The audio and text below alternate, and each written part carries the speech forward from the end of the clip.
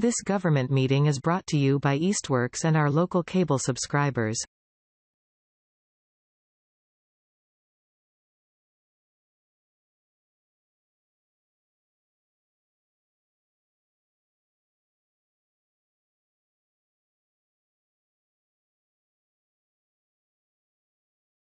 It is 6 p.m. I will now call to order the October 28th meeting of the Easthampton Conservation Commission. This meeting is being recorded.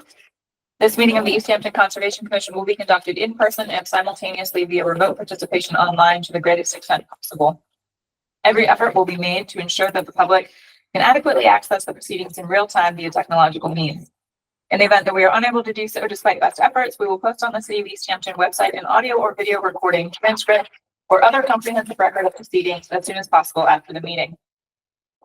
Should an interruption occur in which the online meeting ends abruptly, both the in-person and online meetings will not be restarted, and all agenda items will be automatically continued to the next scheduled meeting. Are there any public concerns, non-agenda items?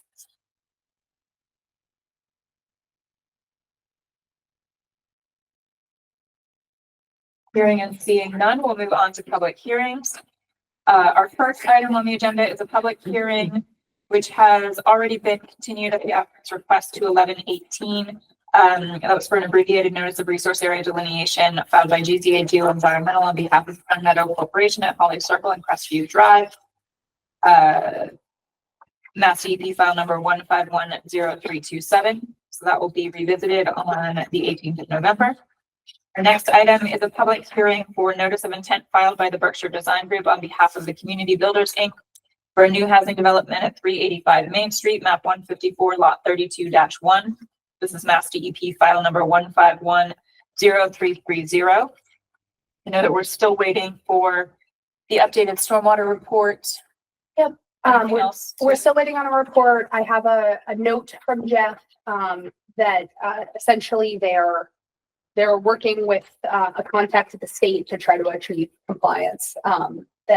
A summary of his report out to me is that due to the mix, it's the site is primarily C and D soils, but it has some B soils, which means that the state standard of full infiltration is required to be met. And he was speaking about that by the state standards, if the site consisted of only grade C and D soils, it would just be best practicable extent for infiltration. But we also have our city stormwater standards, which were not addressed in his comment. So, okay. Have they requested a continuance then? They requested a continuance to the next meeting. All right. And that is the 11th meeting. Yeah, so motion to continue to November 18th at 6 p.m. We have a second? Second. All those in favor? Ryan? Aye. August? Weeks? Aye. Carr? Aye. Motion carried. So we'll revisit that item on 11/18.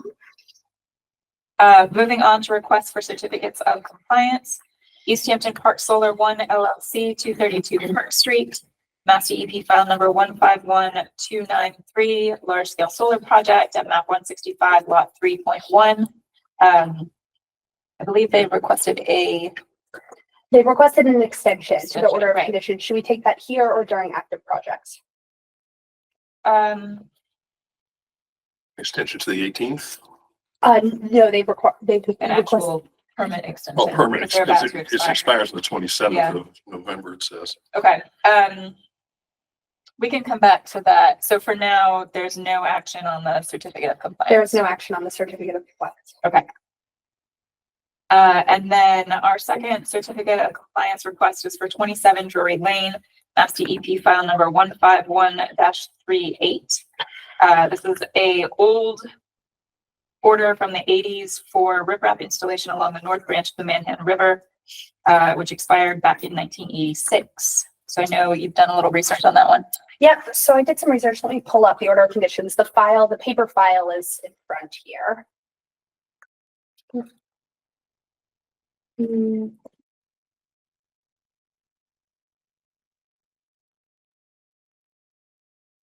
And we do have the applicant, Mike Jackson, here to speak to it.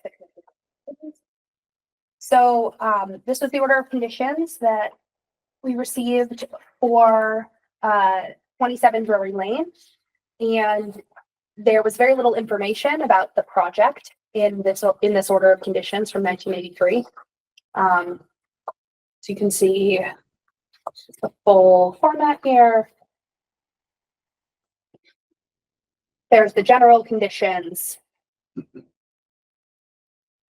There are no plans mentioned in the order. And then there are these special conditions.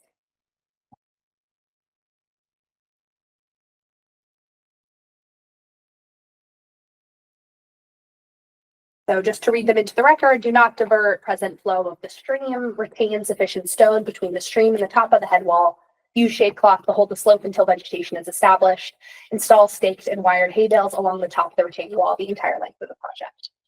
So that was what I initially was going off of. I went into the minutes, a spiral bound notebook from 1983, and was able to locate the minutes for this, for this project. And I'm going to pull up the minutes right here. Could you put that on a map and show us where this is? Yeah, absolutely. The property I was thinking it was, I don't think is.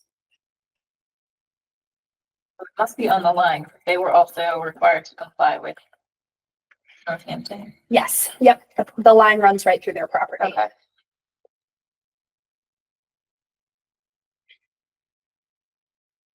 Mm.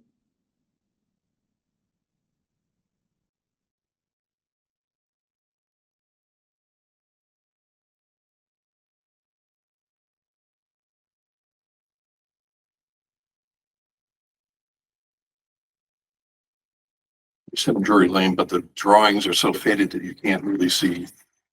Yeah, I did not find those plans particularly They're helpful. not very clear. And they're also not plans associated with this particular order of conditions. They go with the 2005 order. I think they were just plans on file. Okay. For the property. So this is 27 Drury Lane. That's the Northampton line.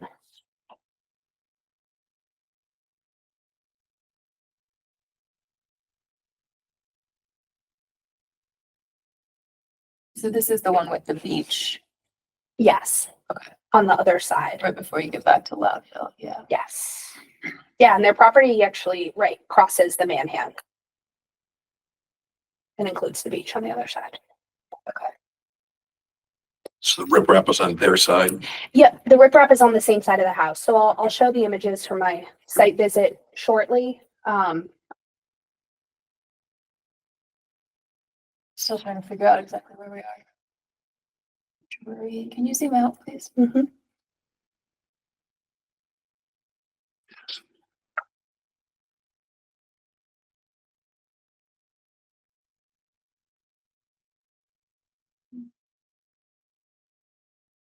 The hard spot to get your Okay, so not the one, the beach I'm thinking of is up by that Clear Falls Pond. It's not that, it's much lower. where the old camp was. Yeah.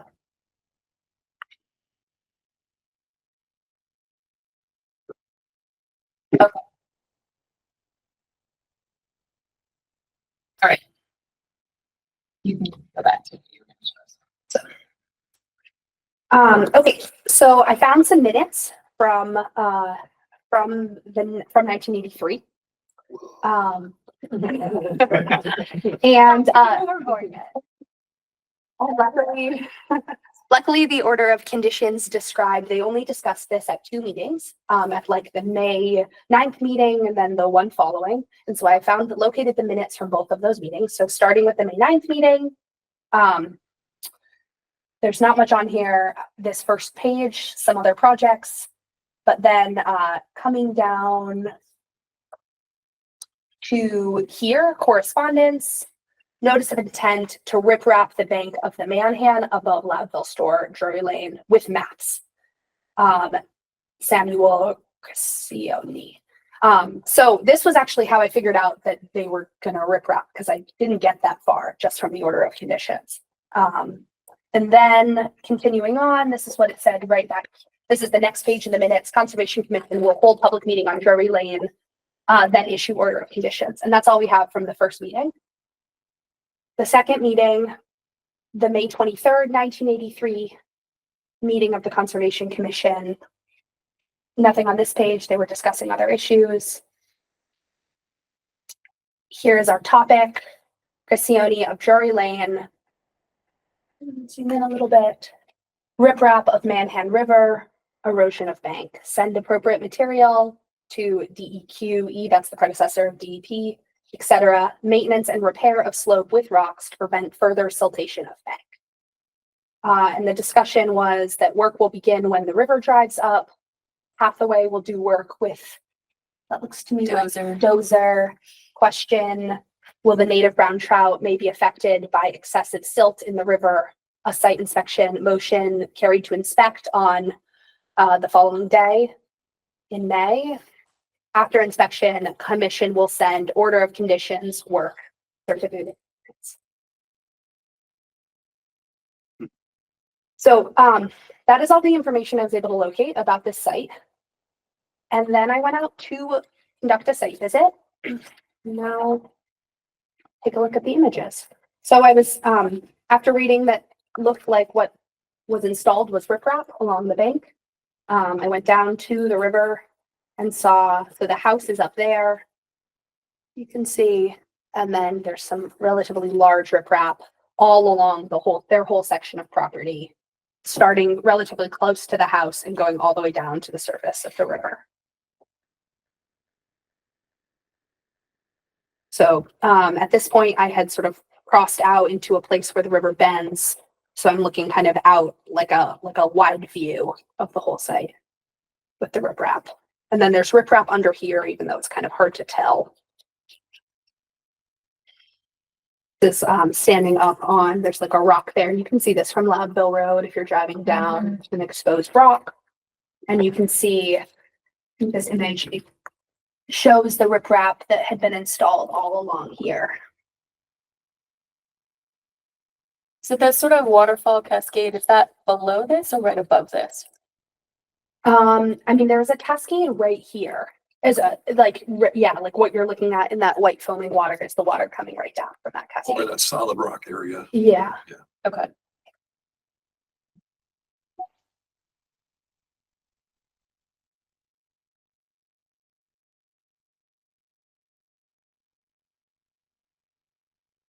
And what was the 2005 order of conditions? So that was another order of conditions issued to the same applicant. And that was something I had looked into when I was, but I think it was about a different property is the sense I got. Okay, yeah, 38 versus 27. Which, when I had been discussing this with the current property owner, Mike Jackson, who is related through marriage to the original property owner back in the 80s, he had spoken about a different Conservation Commission conversation with the original owner, Samuel Cassione. So I had looked into that to try to see if perhaps this order of conditions had been assigned to the wrong property. But I determined that it wasn't, particularly off of those minutes from the 80s. Okay. And that 48 looks like it's completely in Northampton. Yes, and they came for a certificate of compliance with the Northampton Conservation Commission in the 80s, or sorry, around the time of that. Was that one from the 2000s? There was another one from the 2005, but then there's another one. Yes. As far as I can tell, this is the only open order of conditions for 27 Drury Lane. And I think it's the only open order of conditions for Samuel Cassione. How can it be open if it's expired? They were never issued a certificate of compliance. So an order of conditions will remain open until it's not open in the sense of being active. Right. They can't do work. It's open in the sense that it's holding up sale of the property publicly because it's That's on the what deed. happens, right? It's on the deed. Right, I guess I thought the property had been sold. it is in the process of being sold. It wasn't sold. Has not been sold yet. Or I don't actually know. I don't know if I can speak to that. Probably not. Usually you have to. This is what holds it up. Yeah. Yeah. Hi, this is Michael Jackson. So we bought the property. Thank you for meeting and hearing on discussing this. Hopefully we can get it cleared up. We bought the property in 2020 from my wife's grandfather, who is Samuel Cassione. Or actually, it was from his daughters who inherited it. But anyways, our lawyer did not find this order of conditions during our closing. So that's why now that we're selling it The closing is scheduled for the 30th. So the buyer's attorney found this, and that's how we got here. Gotcha. That makes sense. Thank you. Yep.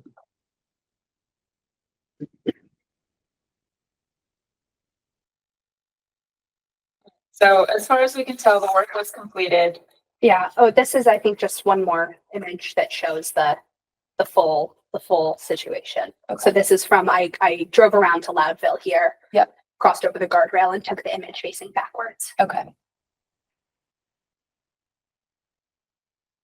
Questions, comments? It looks complete. Thrown in. There were obviously no ongoing conditions at this point.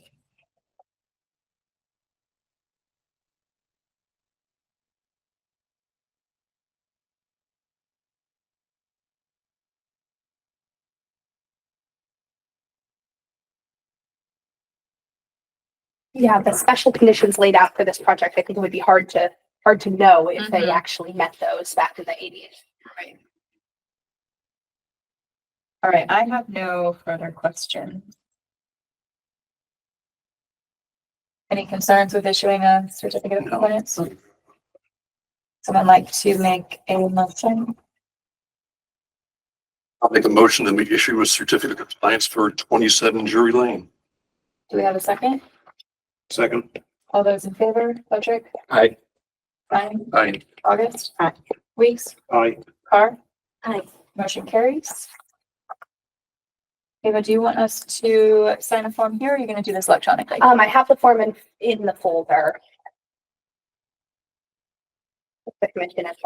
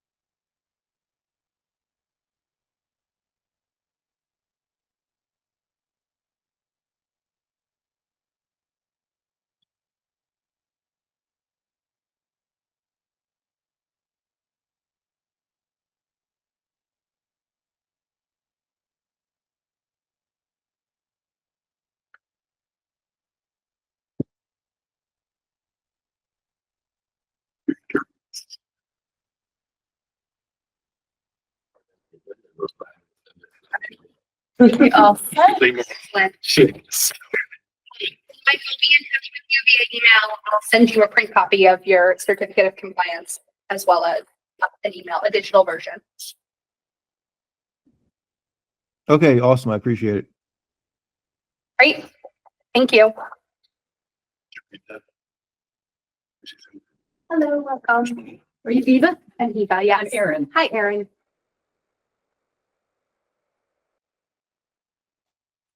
to enforcement. Have updates on, we do use one of these, right? Yes, on 476 East Street, the only update is that the commission has a site visit scheduled for November 6th, at 4:30 PM. So I think several of you have already responded. That you're gonna be there. This should work. Moving on to C, 93 Northampton Street rear. We have received the first year vegetation inspection report from DZA. Update here. I don't think I brought it on my file. I did read through it. It's looking pretty favorable.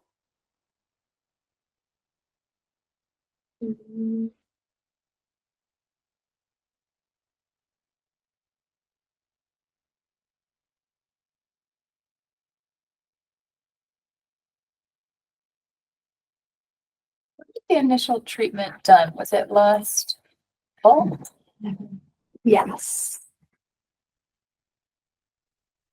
The restoration plan was from January of 23, and then I think it was planted growing season 23. The commission received your report.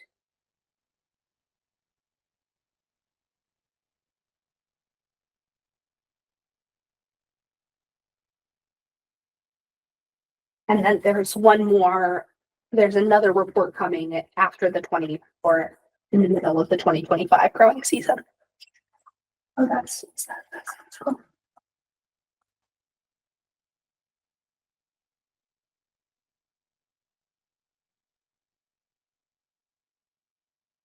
Close enough.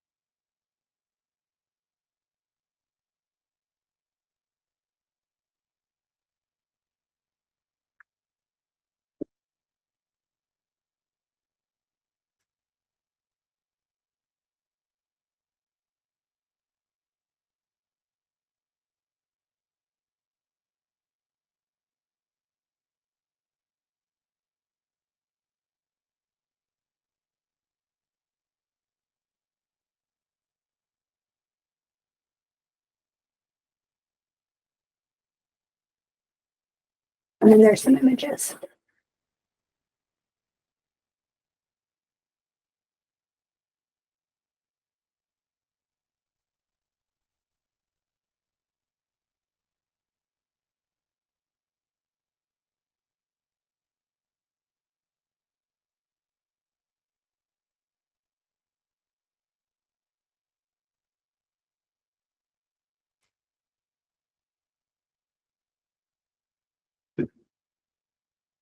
Displayed.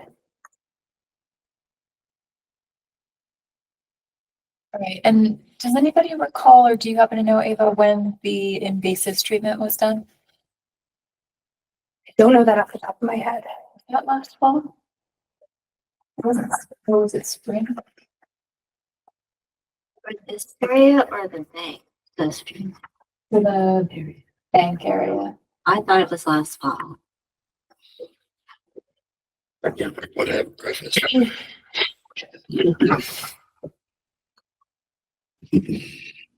don't need to dig into that right now, but if you could just check on that for next time. Yep. How long do they keep up the snow fence around the whole place? Is it until they've established, or The goal was to keep them from being eaten. Right. So I think it's probably in their best interest to keep it up as long as possible to support survival.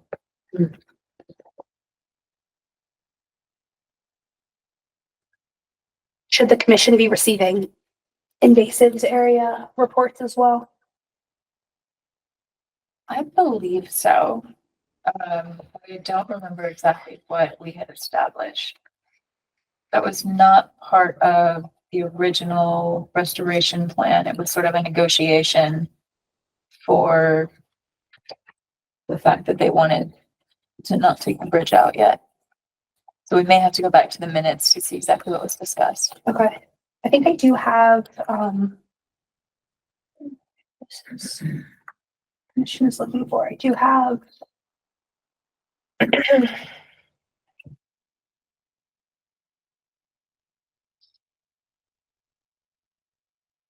Invasive species mitigation plan.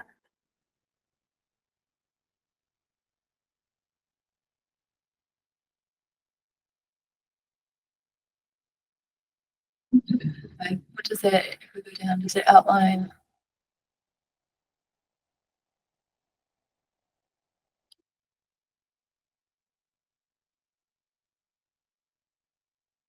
Monitoring east.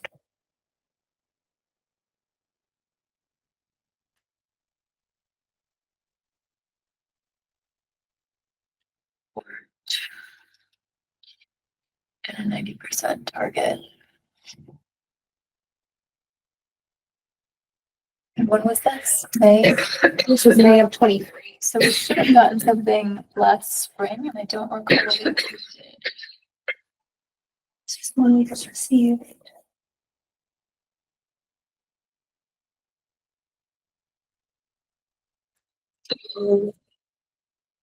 These are all the same ones.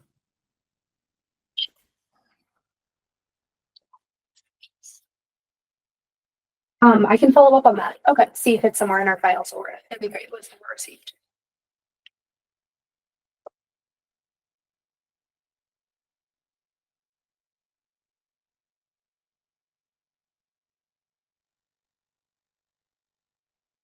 Moving on to open space. Yep. All right, open space updates, Echo West Orchard area invasive management. I don't have any update other than if Jay would like to pick a day to mow now that we're on the cusp of We're in the middle November. of November when all the leaves are off, everything, so I can see what I'm doing. Great. It's pretty good right now. But another week should do it. Excellent. Great. And I do not have anything on 385. And on Borchowski, I did go out to do an initial site visit. Just in case the commission wanted to see images of the parcel more recently. But I'll offer my summary, which is that the parcel has numerous trails, like a lot of trails, many of which are not mapped on any of the trail software that I use. I was looking on All Trails and Strava, which are both pretty popular trail apps, and Trail Forks, which is like the mountain biking one, which Trail Forks only has legal mountain bike trails on it. And so there's only a few of the trails at the Borchowski parcel. Or at least they try to, like if they receive word that they're illegal mountain biking trails, Trail Force will take them down. There are several places where the trails cross apparent resource areas without bridges. So that bikes and hikers are just walking right through or moving through resource areas. I saw some evidence of the microburst, but it seemed substantially less when I looked. Like the site had grown in pretty considerably than 4 years ago when Cassie was last out there.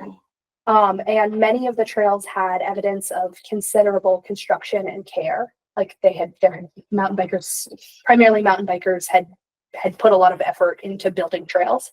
And they were distinctly mountain bike trails, the berms that were built.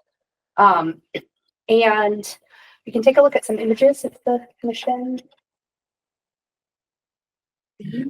And part of the reason I am bringing this up and visiting the parcel is that the commission has $18,000 remaining for this parcel of CPA funds, and CPA is undergoing a bit of a transition in terms of access to funds. They have less funds than prior. So part of what's occurring at CPA is that they're tapping old projects and saying, hey, do you still need your funds? And if not, could you please return them? So part of my impetus with bringing this up was to have the commission think about whether or not further work here was interested. Do we know what those funds were originally for? Yeah, they were originally for the construction of a more robust trail system. And it was going to be matched with a Mass Trails grant that was applied for and not received. Okay. Oh, so this is the recent, like, couple of years ago effort. Yes, this effort was in no, I can find it in the stack. This was Jeff Bags. Yeah. This was Yeah. Jeff Bags. Jeff Bags. Yeah. Yeah. Okay. My hunch is that absent that matching grant, we probably don't have a The funds project to, there. yeah, to do it. To do, I mean, I think it would probably be a new project from a scope, very surely. So this is where the trail goes in, you're familiar, off of Hendrick Street. Is it your field assistant? So this is the one remaining, or this is a remaining bridge on the site. And I think part of the initial plan was to repair this bridge. This bridge is definitely relatively rotted. This is crossing Brickyard Brook. But the one that's like telephone poles lying on their side with some planks across them. I think this is a real bridge. This might be a little bit more elaborate than that. But it definitely was pretty soft, like it Yes, bounced when you Mhm. jumped on it. This is looking out from the bridge at the resource area. And this is an example of a place, there was a lot of places where this was true, but an example of a place where the trail just goes right across a resource area here without a. Yeah, but if we take the CPA money back and say, okay, the project is not gonna go forward because it doesn't have the match, they can refile for it again in the future. It's not like it goes away forever. It's just that we'll take the money and we'll use it for something else in the short term. They can refile it if they have a plan. If we had volunteers to do the work, could the CPA fund be used for lumber to repair and replace some of those bridges? They could be. The Yeah, I other don't see why not, right? The other complicating part of this project, and I think part of the reason it was tabled, in addition to not receiving the Mass Trails grant, is that this is natural Natural heritage, heritage, yeah. right? Mapped property, which complicated the construction, the design and construction components of it. And that's why we didn't want the mountain bikers going in there just doing whatever they wanted because they're in natural heritage areas and they don't have a plan to do it. There was an endangered species evaluation done with funds, so some of these funds have been used. So we have the report from that, and there was a rough resource area mapping, but not a formal delineation, but that at a time was planned for moving forward. We know what the species are though, right? Off the top of my head, I don't know. We did, we knew at the time. We do, but are we allowed to? We're probably not supposed to To say say it on the record. Yeah. Exactly. We're not That's what I supposed to say thought. it, but Okay. is it one or is it more? They mapped 3. Three. Okay. Okay, I know what one is. It's But we did have like an endangered species report done. By natural heritage. Not, yes, by natural heritage, but also a private one that Okay. estimated Okay. for, not for public sharing, All right. but for private knowledge, Mhm. what the species were. okay, well, I was gonna say, like, for the one, it's probably super easy to do the endangered species coordination that would be needed to do whatever work there is out there. We'd probably do it ourselves, but if it's more than the one and it involves plants or something like that, then you start to need more expertise, I think, which is makes everything harder. When Natural Heritage provides the public information, they do provide they provide the genera, right? And they provide broad strokes of what the 3 species are, like In the letters that I've seen, like, it's everything usually, unless it's something data sensitive.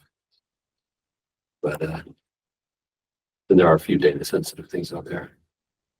So this is just an example, I think, this is a mountain bike trail, right? And This is a trail feature, definitely just built by some mountain bikers. Does anything look recent or does it all look old? A lot of it looks relatively well maintained.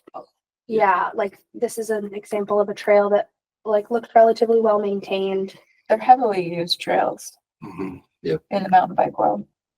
And this I took an image of the path I walked. It's relatively large. Sure. It's and very twisting. And I was trying to follow GZA's trail mapping from 4 years ago as what they had mapped as the trails that existed out there, and I found it to be incorrect with what I was seeing on the ground. And I was also following both, this is an example of Strava, but also looking at all trails, and there were just so many trails that were not on anything, on any platform I was accessing. Yeah, I mean, I know like probably the reason we got that parcel was for trails, like that would be my guess, but it predates my time.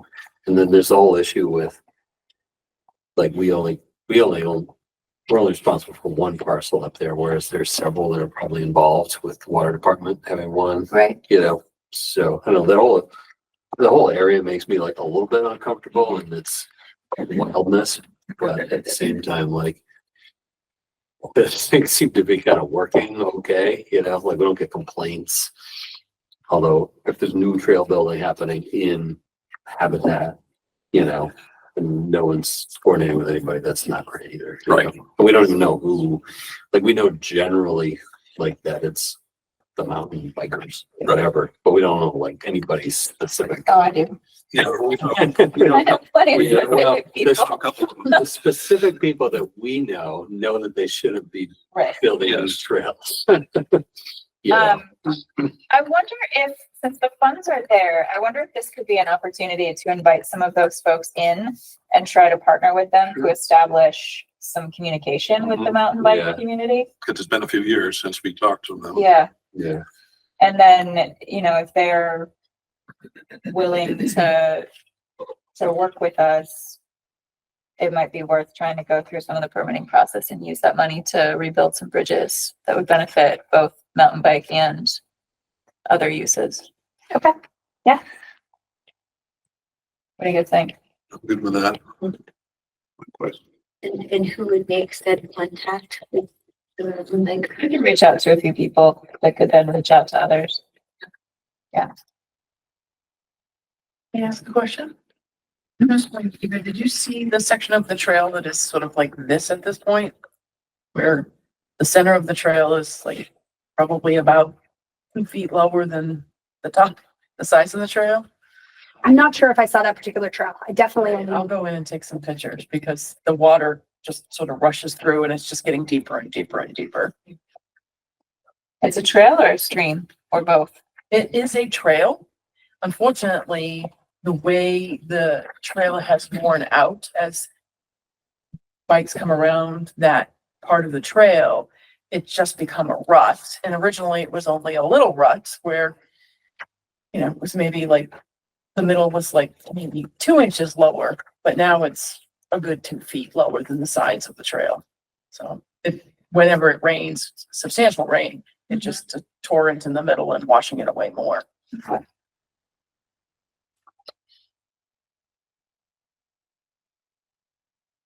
I think I can share, I just found the letter from Natural Heritage that there are 3 data sensitive species that are in the taxonomic group reptile present at the site. And then there is the orange sallow moth, which is a special concern species, Okay. and the eastern box turtle, which is also a special concern species. Okay, but we don't have plants to worry about. No That's plants. helpful. Yes. The moth, in my experience, is usually associated with a plant that you then have to be careful about. But the other ones could be relatively easy to deal with. Yeah. Like, look out for reptiles and Yeah. don't squish them. And if we're not using heavy equipment, if Right. everything is smooth work, that makes that all Yep. much easier too. Yep. Okay, I'll make some contacts and see if we can get anywhere and see if I can get some folks to show up to the next meeting to talk more. Excellent. Yeah, we'll tell CPA that's what we're pursuing. We're pursuing contact with people. We started.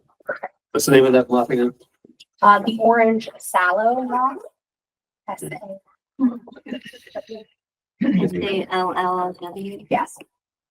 I'm gonna look that up and see what it is. Yep. It's, there's a host to it. Maybe you would recognize it. Just kidding. Maybe I will. Moving on to the ninth update. Yes. I think we get partway down the page before we have anything, right? Yeah, the first one I have an update on is Easthampton Park Solar, and their extension request. So I will project that extension request.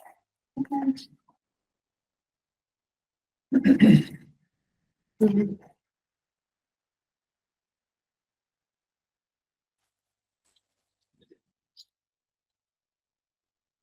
Notice that their permit expires next month.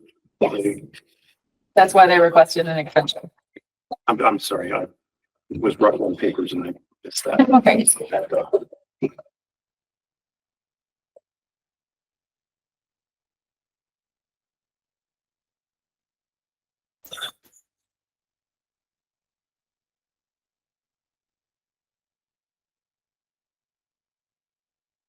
So they're just requesting an extension until December.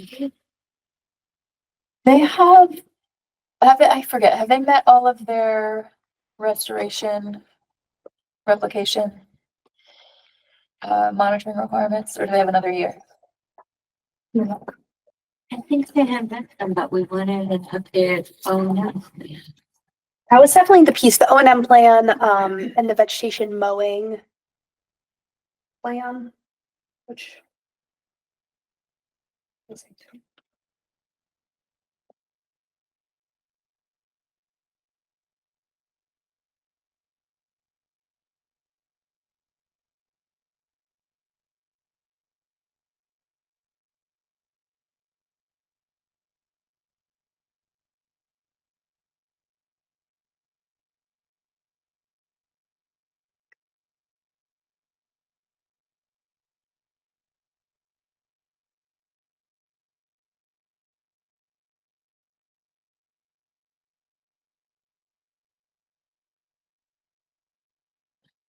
I'm not finding anything about vegetation quickly in here. Am I conflating? Like, this is the one with the with the replication area, right? Okay. I believe so. Have we already discussed this? I We think must we have if we've had discussed this it on before a us. multiple Meeting when you times. weren't here.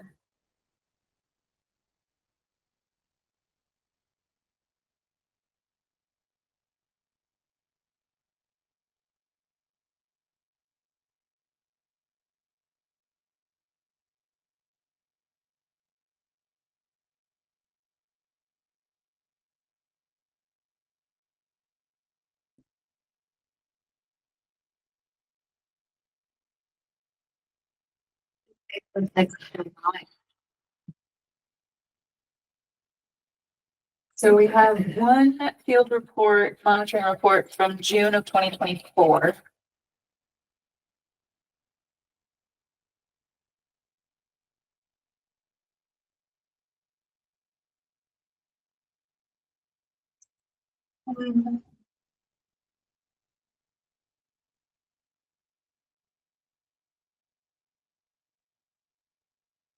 One from November of 2023. I'm seeing that they moved the wetland replication area. Is that ring a bell? Is it a requirement for 2 monitoring seasons or 3?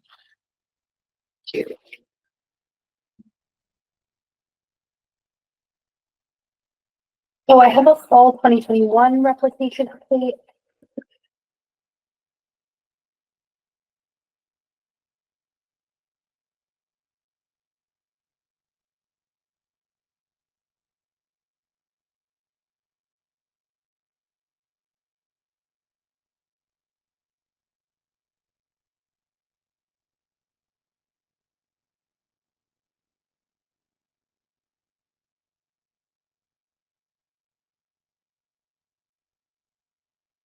And I have one from, that it seems like Cassie did in 2023. Just a site visit. She did a whole write-up though. This is the first time looking at this. But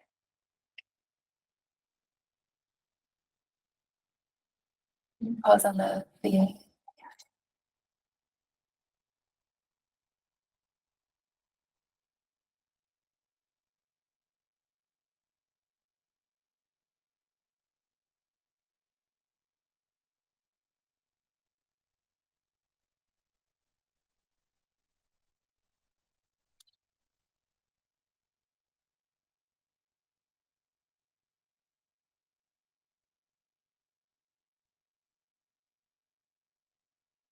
Let's go down.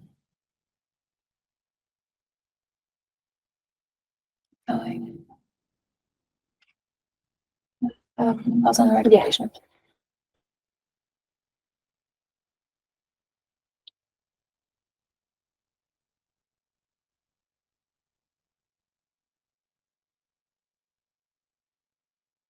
maybe this wasn't Cassie.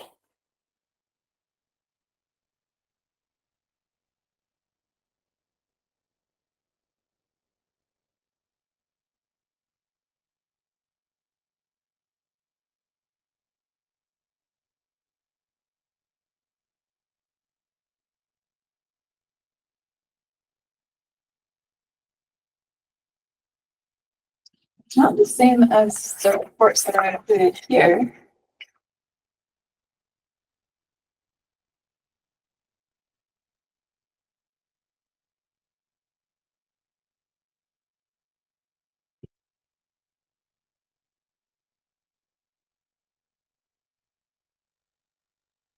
I didn't find the years of report.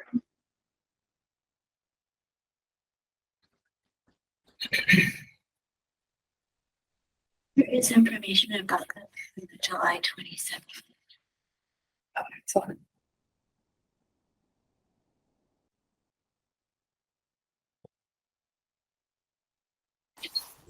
Here we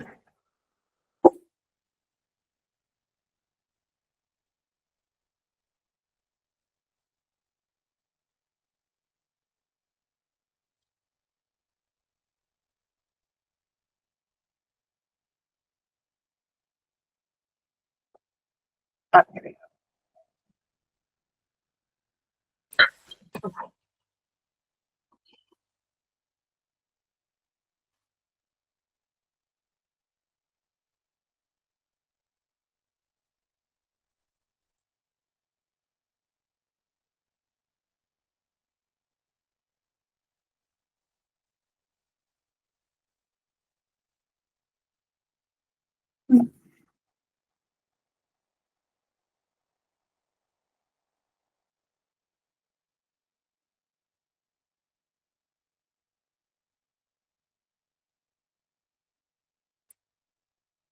I'm looking in their order of conditions and I'm not seeing specificity to the number of growing seasons.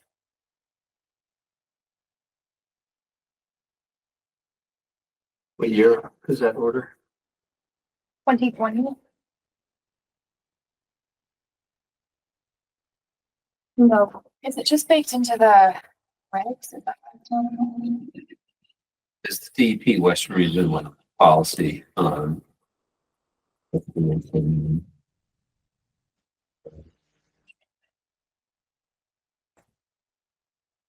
the regs. I mean, like 2 years is the standard. It's not regulatory. I think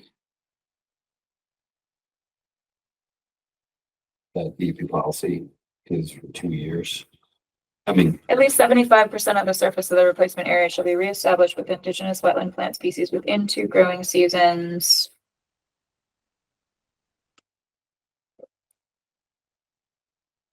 this, So it seems like they're all set there. which was all a very long way of getting about whether they needed more than what they were asking for. I don't think we've ever given an extension of less than a year. I assumed a year. Yeah, so I think they say they're gonna be done in December, but we would typically just do a year. Which would What? put them in November of 25. Why do they need an extension? If they're done, Because they're not gonna wrap up in the next 3 weeks. they're doing construction still.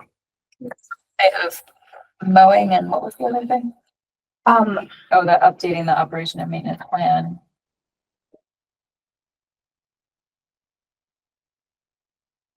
It could be like an ongoing activity that's doing and they can just let the order expire and then we just issue a COC later. It's all the time. But if that's what they want, it True. just seems like extra paperwork. It's kind of weird. This was like July 22nd that we talked about doing the mowing and the O&M plan. And then they were supposed to come back in the next meeting. And then they asked for continuance to the next meeting. And then they asked for continuance to September 23rd. So, and now they're asking for an extension. It is kind of weird. But we don't have to give them one. Don't know that we've ever denied an extension, I don't think so. but if the work is all done, you do make an interesting point that it seems like they wouldn't need one. And if they want one, we can give them one, I guess. Perhaps that it was best practice to not let the orders expire.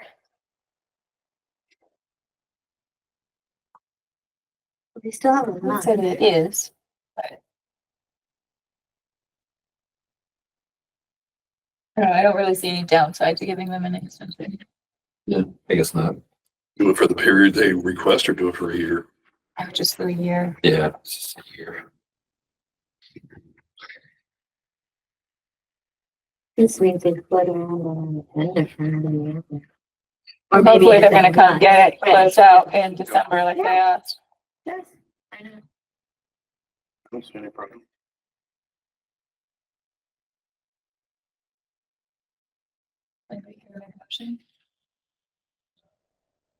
They extend order of conditions 151. I'll find it. Don't tell me. 293 until November 27th, 2025. Second, Those in favor, Patrick? Aye. Ryan? aye. August? Aye. Weeks? Aye. Carr? Aye. Motion carries. So it'll be extended to 11/27/2025. Or actually, it's is it from today's date or from that date? It's from that date. Okay, great. And I have the extension form. Oh, If commissioners are willing to sign it. we have to be going now because we just, okay.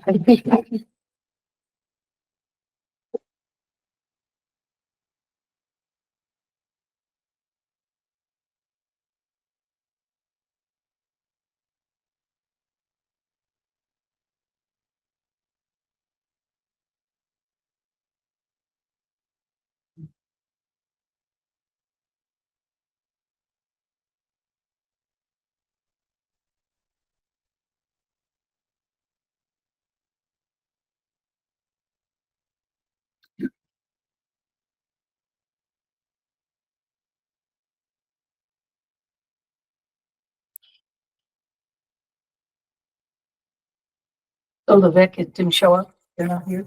There might. You'll be next though.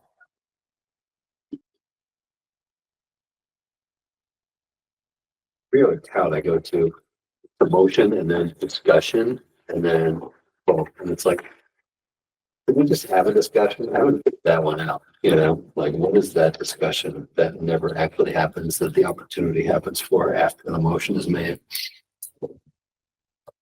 It happens at the city council a lot where they do that. Discussion after the motion? I think that's officially Robert's Rule of Order. It's open meeting laws. I think I've done that. What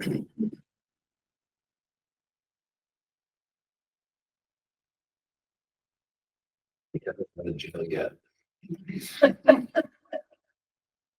Got fired. Got fired. Be fired when you're.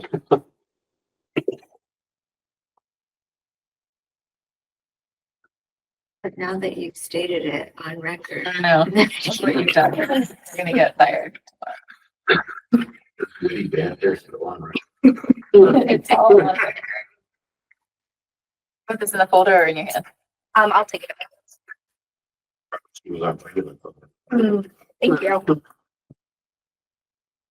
right. Moving on. The next open project we have is 6973 Loudville Road. And we have Aaron Johnson, who's president of the HOA, here to present, the fertilizer plant. I'm gonna come over here so that you don't get Thank you. neck strain. Thank you. Okay. The first thing, Would you just introduce yourself and your address, please? oh, sure, Aaron Johnson, 17 Stepler Crossing. Excellent. I'm in that new development there off of Loudville. So you might want to look at first the pink map. Just remind you guys, But it's, I have a bigger one too. If you really want to look at it more closely, I can walk it around. But anyway, the pink, Cassie drew this for me before she left. But the pink parts are all, this property is half in the buffer and half not. So from a landscaping point, the challenge is, how do you deal with that? So that the people who are in the wetland part are not really in a way penalized, in terms of lawn presentation. And lawns, American lawns, why do we have them at all, but we do. And anyway, so the second, so that I just wanted you to see where they are. So this is the brook down here, right? And it's this, you can't tell by looking at this, but if you haven't been over there, this is really far down here from up here. It's dense forest, a lot of understory, tons of plant material. Nobody ever goes in there because it's unwalkable. If you've been over there, you know that. Over here on this side, I can't get in here to check it out and see what's really going on. Personally, you may have been there, you may not, because I have to go through Ed Gall's backyard, and I'm scared to do that. So anyway, I haven't been over there, but this is, so in other words, there's a lot of protective buffer in here, just from the standpoint of fertilizing. So the white bits are outside the buffer area. And so I believe that means they can be treated like normal lawn. The pink areas can't, but so then the next thing you can show them is the plan. So Ava, do you know, was that riverfront that's in pink, or is it BVW buffer? Or I think both? it's BVW buffer. That's Okay. correct. I was just down to look at the Hannah Brook the other day, and God, it's beautiful. The water is really clear. It's flowing. So I'm not an expert, but it looked pretty darn good to me. And it was flowing well, considering how dry it is. Yeah. So there's this Google drawing. That's what you're looking for.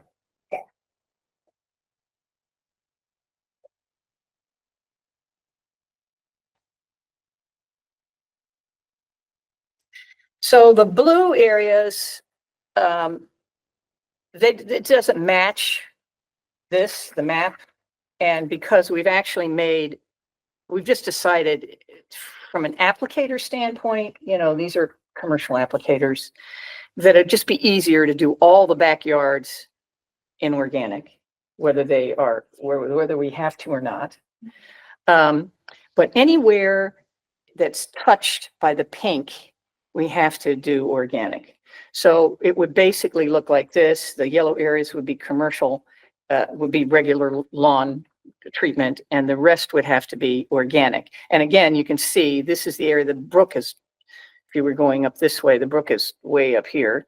But so there's a lot of protective buffer here, and it's downhill, but it's from my experience, it would be pretty hard for runoff to get down there very far, certainly not reach the brook. Anyway, so then, this is the plan. And what I did is there are not many companies. Oh, sorry, that's me. There aren't many companies that offer this kind of service, organic application, very few. So I found a couple and I asked for their sheets of, so let's start with this one, the 806. The 806 is, basically sourced. So all three of these are organic sourced inputs. The first one is, it's like feather meal. I'm not an expert in this, so I'm doing the best I can here. Feather meal, corn gluten meal, soybean meal, wheats shorts, wheats chop, iron sulfate, potassium sulfate, and urea, which is nitrogen. So the nitrogen level is quite low, and none of it is from synthetic sources. So that's one possible fertilizer that can be used. And you understand these do not work as well. So we're going to be spending more money than we would like to on all of this, but we're committed to doing it the right way. So that's the label of it. The second sheet on it is, I think, safety information, and I don't know that there's anything there. I looked all over for the EPA statement about water bodies, and I don't find anything with this first product group. The 806. I didn't find anything about that, but it may be somewhere else in many pages that I didn't see. So the second one is called Remedy 320. So again, very low nitrogen level,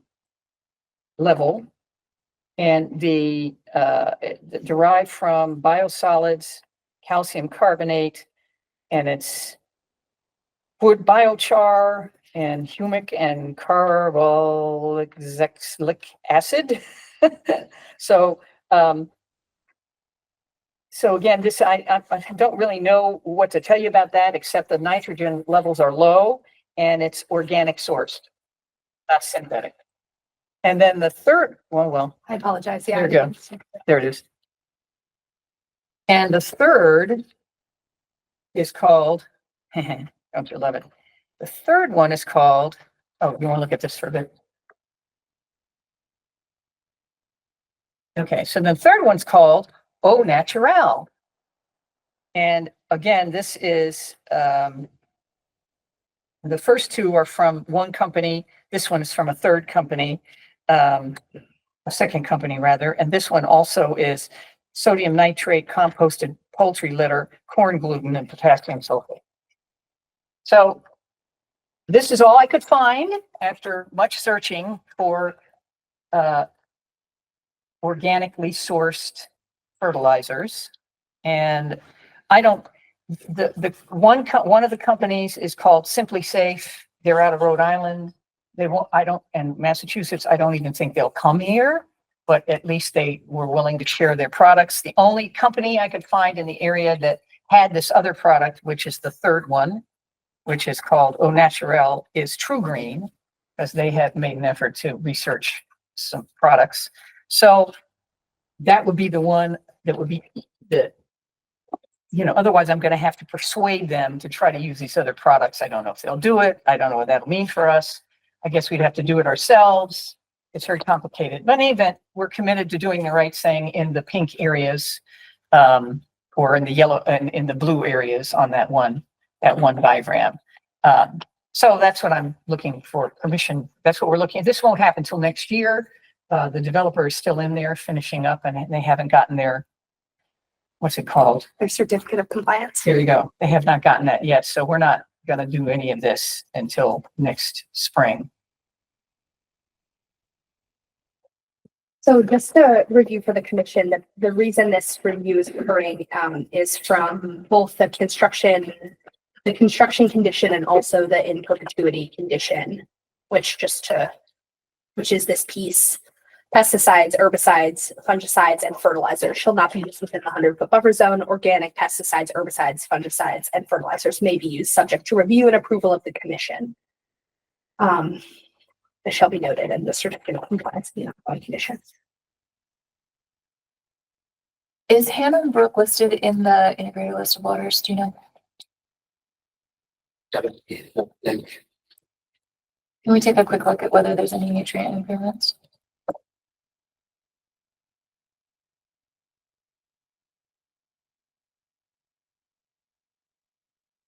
And Brook flows to the Manhan. Manhan. To, And the Manhan is listed. Do you know what for? no, I want to say it's phosphorus. Check the Manhan too.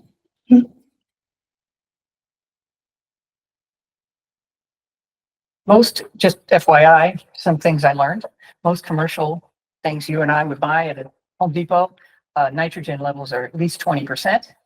And all of these are well below that. And I think that's what the EPA is really going after in their labeling, which is to lower the nitrogen. And, you know, the nitrogen is the problem because of the algal blooms in water bodies. Both nitrogen and phosphorus are significant problems for water quality. Nitrogen is a recognized problem statewide because of Long Island Sound's impairment, because everything in our area flows to the sound. Huh. But a number of water bodies are also listed as impaired for phosphorus. So we're just checking the state's list to see what the water body immediately below your neighborhood and the one that it flows to are listed for.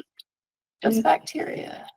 rule of thumb I remember is that fresh water bodies are generally phosphorus controlled for algal growth, and saline water bodies are nitrogen controlled.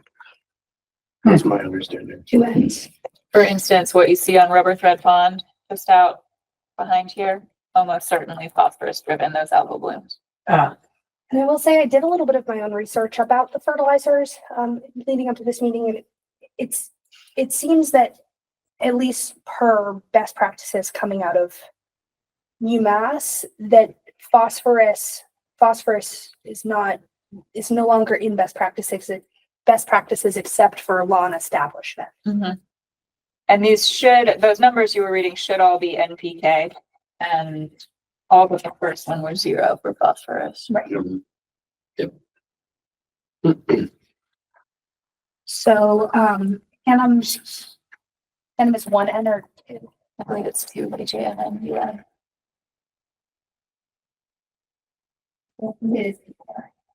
But the Manhattan is. Is phosphate and phosphorus the same thing? Essentially. Okay.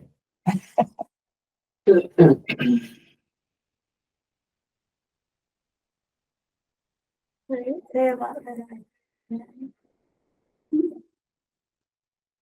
know, I will just say that this must be very frustrating to you, because people put stuff down on their yards all up and down Loudville Road, and they all are all along the edge of Hannah Brook. And so, you know, and our management company said, you know, a lot of our properties, they're not in Easthampton, so you don't have to worry. Just don't do it, tell anybody. They just put it down. And because they figure no one will ever get around to finding out, you know, and I said, no, we can't do that. But it's kind of a, you know, frustrating, you know what I mean? Like, Yeah. yes. And why are they still selling that crap at stores? You know what I mean? So it just gets like, This is all. Fascination with American law, and you started right there, and that's why it sells. Yes. I have zoysia grass from God knows where. I've taken over my lawn. It's right. And you can't do anything about it, right? Yeah. You can pull that by hand. I've done it. Sounds like I've done it. All right, so you're not finding anything specific. I'm not finding anything specific, Okay. only this about Manhattan. All right. And do you have any information? It was Aaron, right? Yes. Do you have information about the frequency of application, or how they're going to determine when applications are needed? Well, there was going to be, I'm just going by what I saw on their websites, but I think there were like 2 or 3 applications total of the organic stuff per year. I mean, I'd have to go look it up specifically and ask them how often would you put what down where? I think there's only really one product.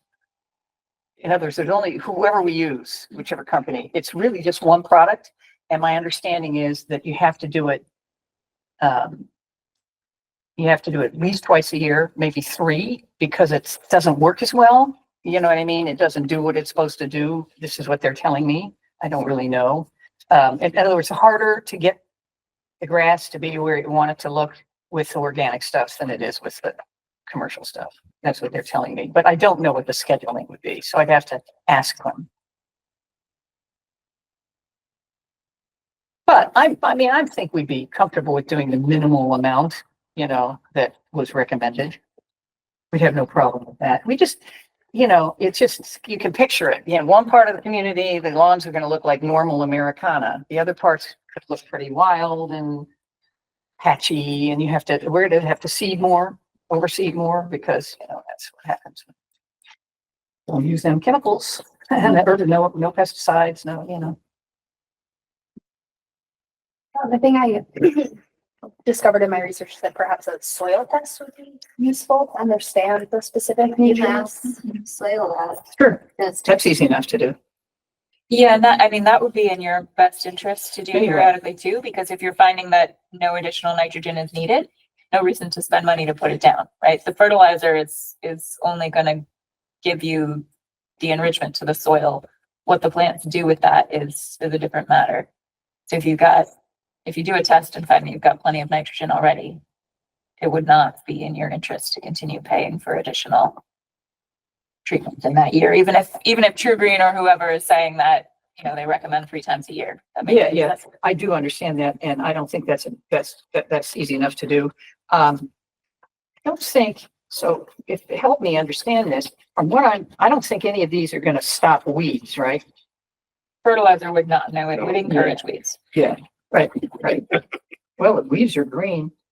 Okay, so.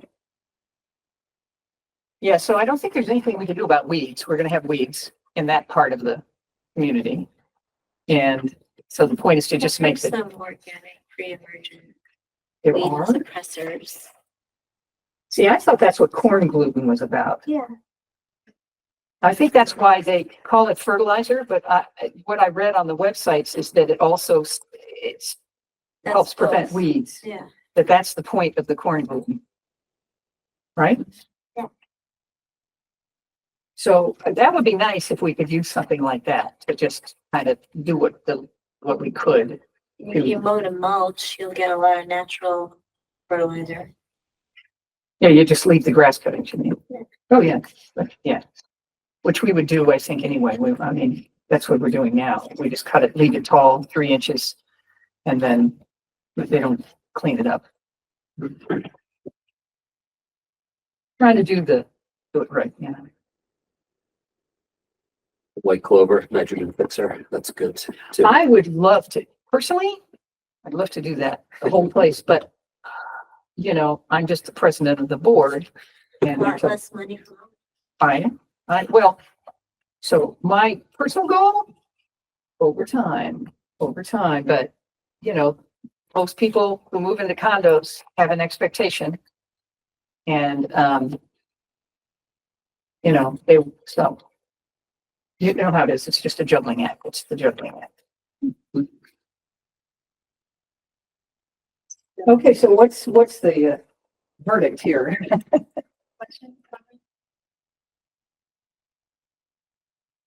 Where is the base in terms of fertilization? It would be in the buffer zone.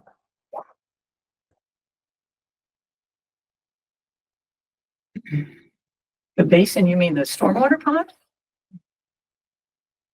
The stormwater pond, believe it or not, is half in the zone and half not in the zone. And it's odd, in my view, I don't know who drew this whole thing, but that's not the one to look at, actually, it's the pink one. Because, The pink map. yeah, it's very odd to me. Here's the pond. So here, this section here is all not in buffer, but this is.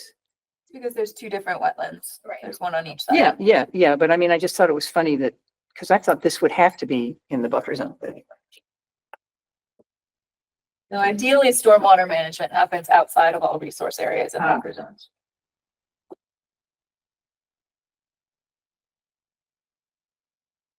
And the blue outline is the limit of treatment. So you're not planning to treat the area immediately around the stormwater basin anyways. No, we That's can't. not anybody's I line don't of think sight. we're allowed to do that. Seems like you're trying to do the right things and seems like, good approach to start with, and I don't have any comments other than that. Anybody else?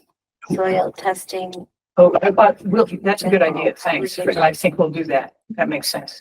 and minimal application thing. We can get the job done. Okay. So these are acceptable, these products here then? But it obviously, I mean, Yeah, one of the latter two without phosphorus, I think would be preferable, although they do have higher nitrogen content. So there's maybe some trade-offs there. The last one had the most nitrogen. yeah, it does, but that's right. The Au Naturel has the most nitrogen. There was a middle one. And I did speak with a friend of mine who's a licensed pesticide applicator and a horticulturist, has a master's degree in horticulture. And based on her evaluation of them, this one, which I apologize for the Yes, I know, it was funky. That's all they sent me. 806, she liked this one the best because it was almost 3.4% water insoluble nitrogen, which is less likely to leach. Right. So Makes more, sense. it's the highest percentage of the total nitrogen that's slow release, which will be better for the soil. Slow release is better, right? So I guess that if you're able to get someone to use the 806, that would be preferable, it sounds like. Yeah, But the 1003, which you know is available locally, I think would also be okay from that specific Okay. objection. okay. I would imagine they'd be willing to do whatever you provide. Well, you'd think, but they're, They're all pristine. you'd think, but they, we'll see. I think I have to do a sales job there. It's weird to me, but I'll do it.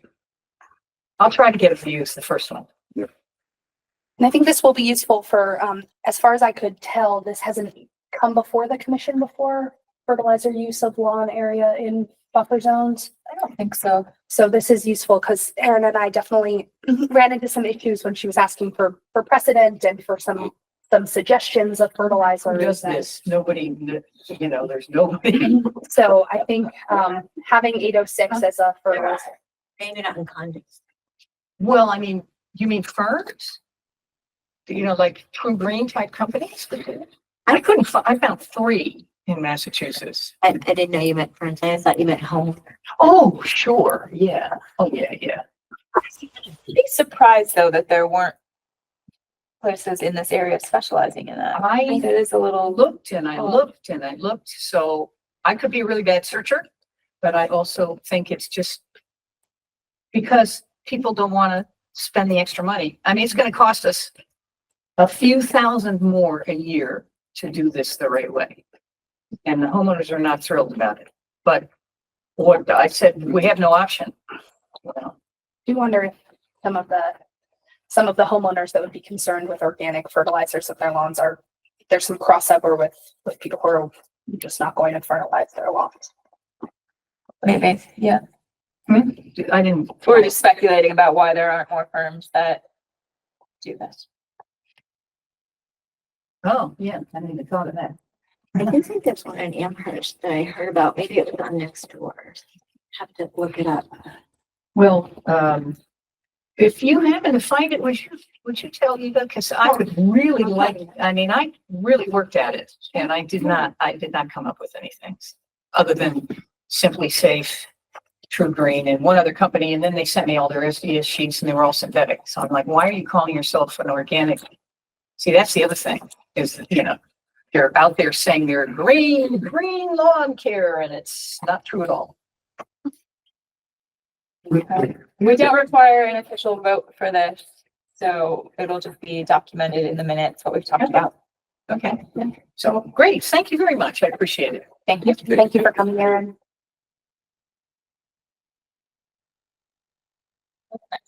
Okay, what is next is K, 108 Oliver Street.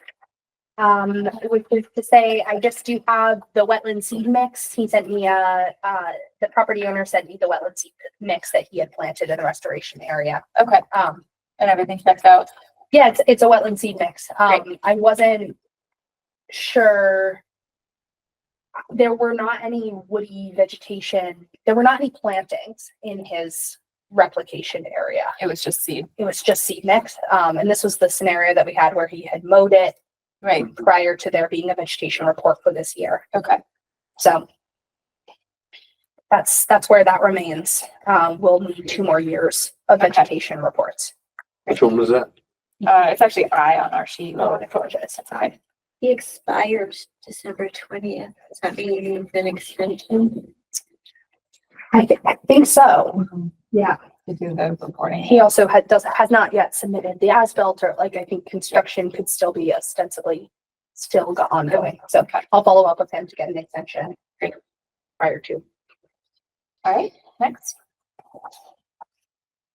The next one I have is 65 Lovefield Street.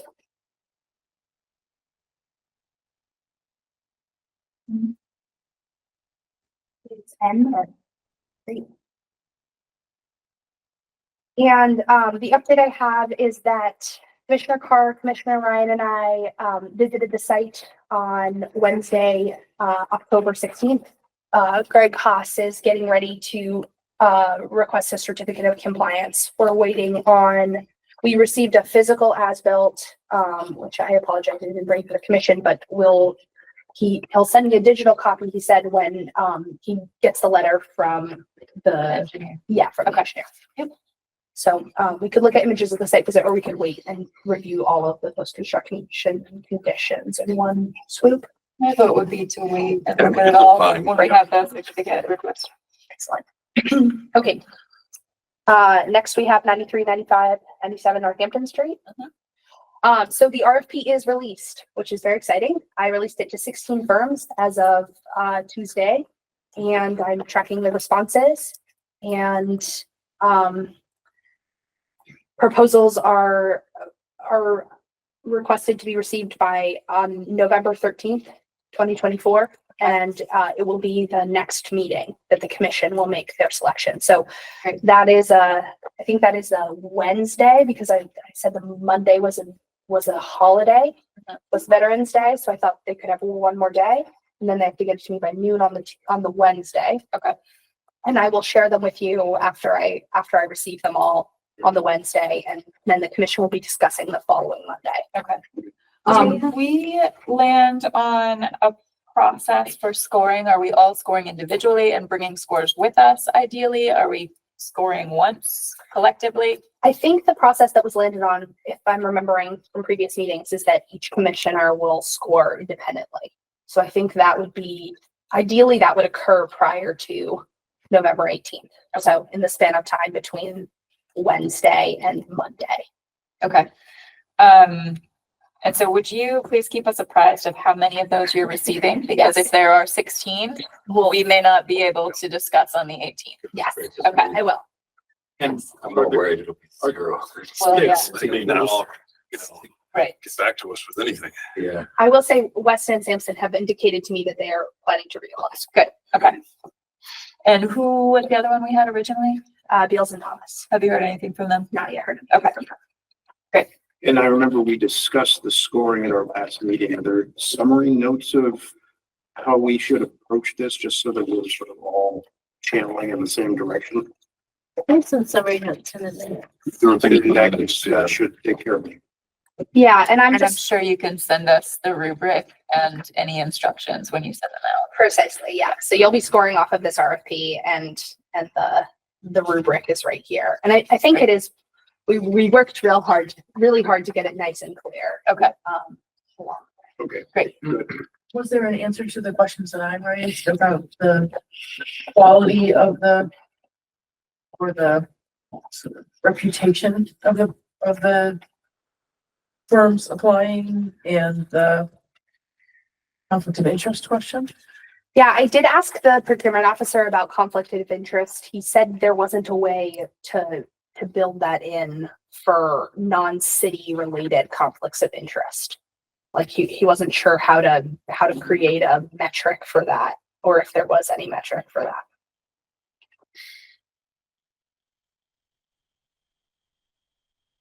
The concern was conflict of interest with the developer. You can't just. Business. You can't just ask the RFP submitter if they have any other business. Sounded like a. Or if they're investors in the project. Certainly is what's out there in the general knowledge. Engineering firms that have worked on this are actually investors in the project. The new one.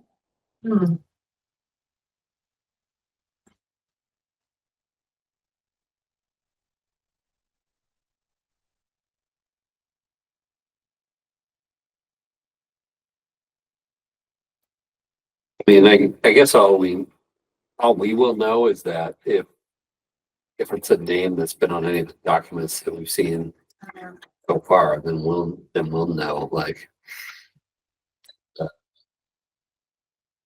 that there could be a conflict there, you know. Right.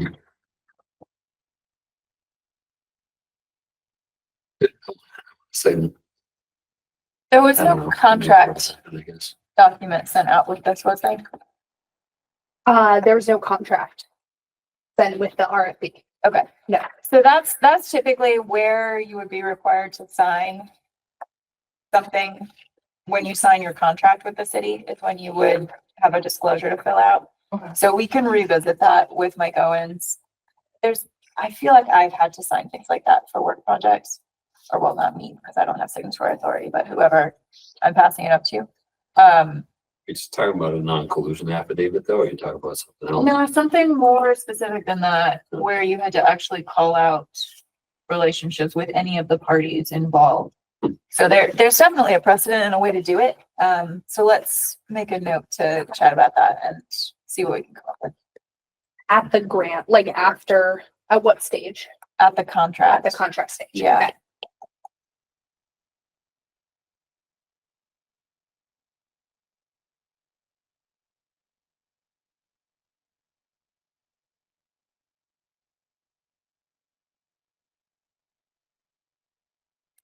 Um,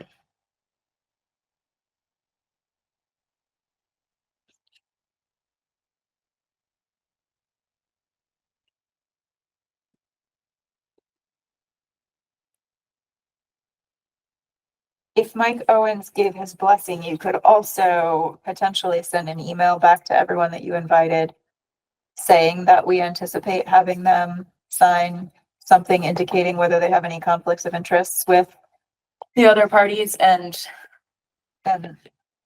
hopefully that would weed out anyone who wouldn't have to waste their time applying.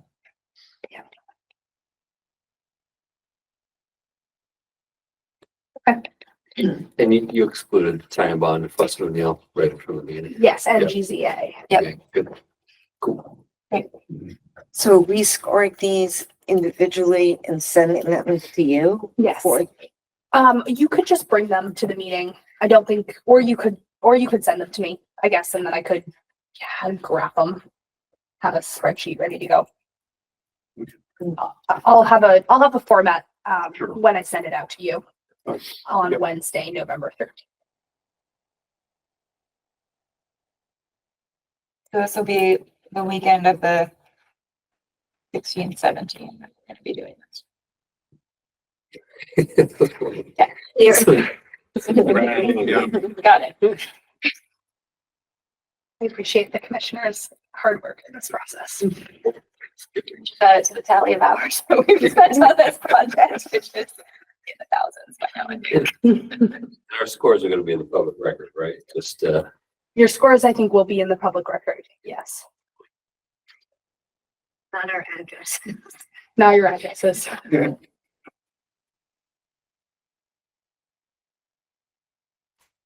That's all I have on Tasty Talk. Actually, can I refer back up to an earlier active project? I'm going to make a note. Okay. 46973 Ladville. I did speak with Carlos, and there was a confusion at the last meeting. If you recall, he was supposed to present. He was confused when we closed the enforcement order. He thought that discussion for 6973 Ladville was closed for the evening. Gotcha. So he will be presenting at the November meeting. Okay, to discuss the siding of the stormwater basin. Great.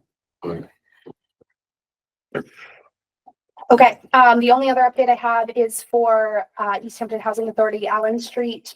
They are just still working on the pre-construction requirements.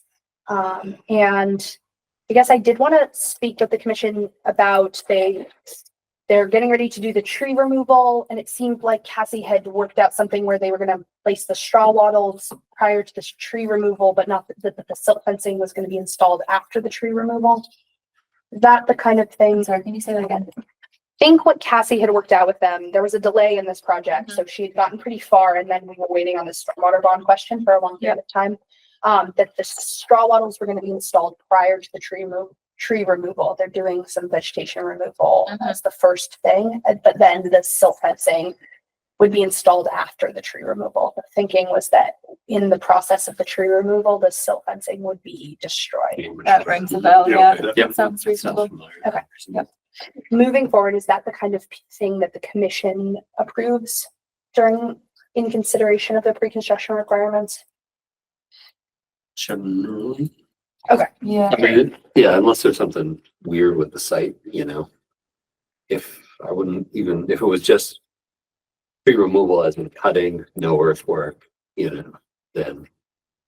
I imagine we probably had that discussion when we asked for the silt fence before we issued the order. So it probably came up then because they probably showed straw wattles and we wanted silt fence, and we probably went around about this, and I don't remember for sure, but that would be my guess.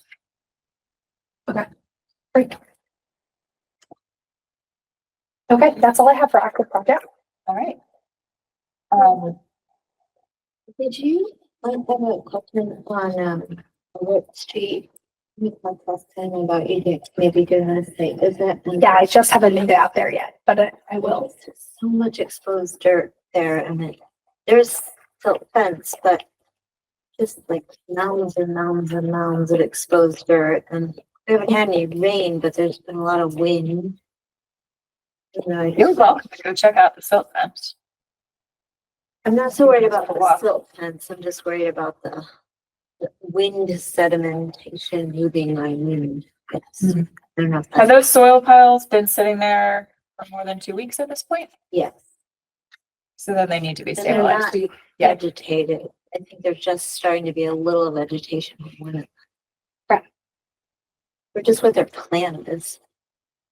Yeah, I'll reach out to them and get a plan and do a site visit. And just remind them that it is in their order that any exposed soil needs to be dealt with after 2 weeks. Or if it's going to be sitting for more than 2 weeks. Okay. Certainly if those are going to be sitting all winter, they need to be either covered or mulched, or, I mean, it's too late to seed at this point, I would think, so something else.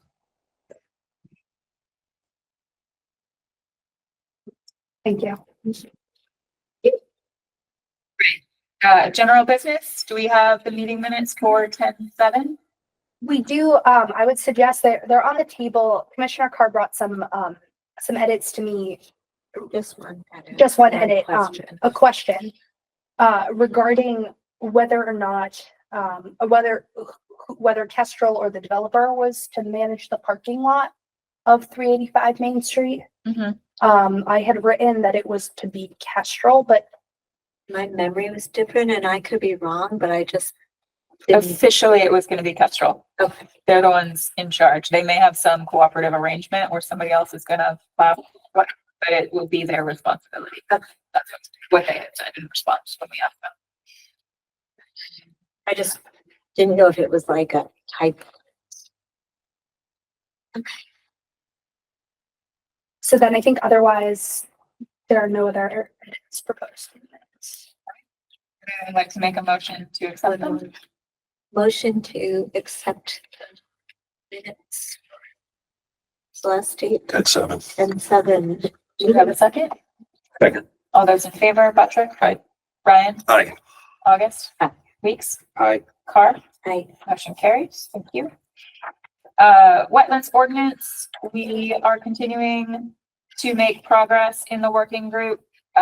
We currently have a full draft and we're just refining it. Ava's been kind enough to read through it with fresh eyes and make a bunch of comments. So we've been talking through those, and I believe our next working group session is next week. So I know we've been saying this for months, but we really are getting close to having something to bring to you all to ask you to read and comment on as well.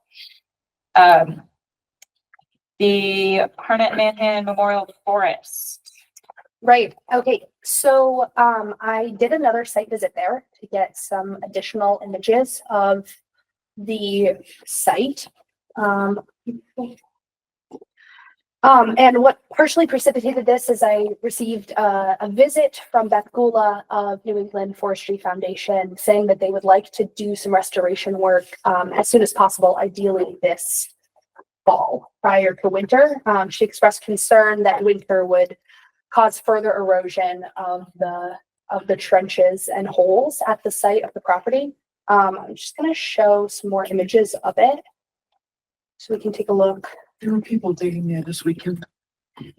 Yeah, I think it is still, the digging is ongoing, even though there are updated signs. However, I will say I crossed the river when I went, and the signs are old on the other side. So they still say that digging is allowed on the other side of the river where there is also considerable. So I took a lot of minutes here. I thought we could just look through them. So this is the updated sign, which says warning, hazard, lead and soil, digging prohibited, stay on trail. And they do have some of this caution tape up. Oh, apologies. So this is the newest sign. These signs weren't up when I was there in September, but I think resident Kathy Wazinski saw them last time she was at the site. So they've been up since early October. Yeah. So these are some of the holes we're seeing. Sense of scale. Is Is it this big or is it? no, This big? it's like this one. Oh, the touch screen. This one is probably like a circle, like about this large. Okay. And maybe 2 feet deep. Mhm. Some of them are considerably larger than that, though. This is looking down towards the stream. So like these are some of the larger ones where they've really hollowed out underneath some of the trees here. Yeah. The digging site spans a good 1/4 mile along the shore and up the slope and relatively close to the stream. So this problem is, from my perspective, getting rather extreme. I don't have the long-term view of this. I'm not sure how rapidly this issue has accelerated. It's this year. Last year, people were following the rules. Mhm. On the other side, maybe longer. And the issues were less. We'll see some images from the other side. I would say it was less extreme on the other side. What has happened on the other side is some historical structures have been damaged. So here I'm like, oh. Where I was.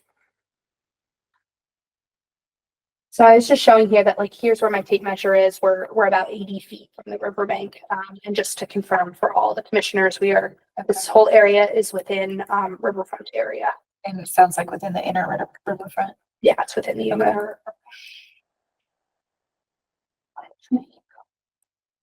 I wonder if all my images, I apologize. I have more images and they're not fully uploaded. Do that. It's out there immediately.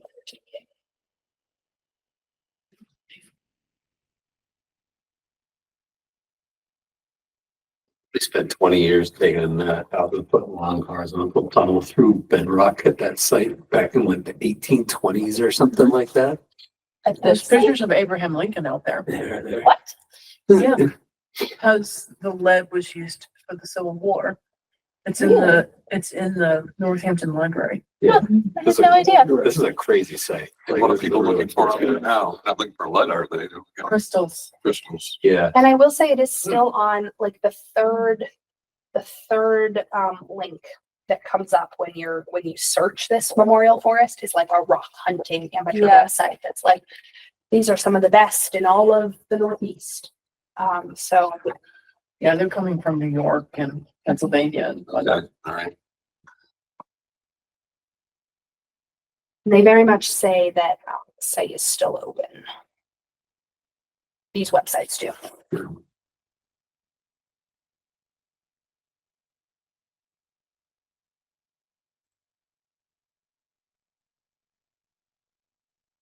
How was this activity ever allowable? It's a really good question. Or has it just flown under the radar? I think this activity predates the New England Forestry Foundation owning the property. I think this activity has been occurring on this property for a long Yeah, forever. This has been a popular time here. site for this. So here's another example. I mean, basically it's digging in tailings piles, right? So it's like Yeah. probably just always been like a constant state of disturbance since whenever. I do recommend commissioners to visit the site because I think these images, you can get some sense of it, but I think it is pretty dramatic when you're actually out there. Put up like a wildlife camera to catch people. You're gonna ID people from New York just on site? I mean, those are pretty lame. Yeah, the size of the print saying digging prohibited is substantially smaller than the Yeah. main message Yeah. of the sign. So are people even seeing it? Right. Yeah. So this is a bigger, I would say, I think it would be hard to get back in there and not see any of these signs or any of the caution tape. But I think it is easy to not perhaps be dissuaded by these Yeah. signs. Yeah. Yeah. So this is a good sense, I think, of like a larger stretch of hillside and how I'm standing like on the bank of the river here. And all of that grayish, that's all exposed soil, right? All exposed Yeah. soil. Yeah. Okay. So we've been toying with this in terms of an enforcement order. I think an enforcement order is in order. It's also the only viable path for them to actually move forward with the restoration plan quickly, because this would have to be permitted and they wouldn't be able to go through, particularly because I think we're on NHS property, right? Is that one of the complications? It is not, it's No. not endangered species habitat. What was one of the complications we were thinking about with the NOI? I think it was a timing, it was two pieces. It was like this entire project, the entire restoration would be in riverfront area. And then it's that they were advocating for a level of speed. They wanted to get in there before winter time. I will say I did speak with them today. They don't have a restoration plan for us yet. I don't think, my sense of Beth, when I initially proposed the enforcement order to her last week as a possible avenue the commission may consider taking, and that it would be working with them in their best interest to allow them to carry out their restoration plan without going through the filing process. Speeding up.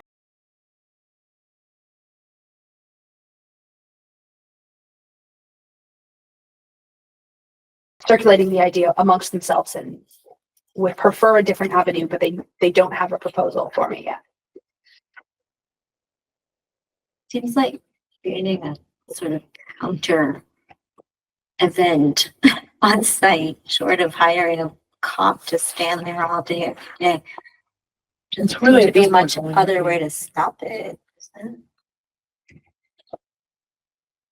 This is what's going on the other side of.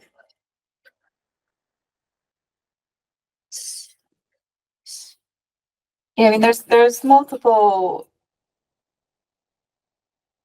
If we issue an enforcement order, we can request a restoration plan, which they already want to do, but it also gives us a mechanism to ask for more stringent actions to stop the activity. What that actually looks like, I don't know.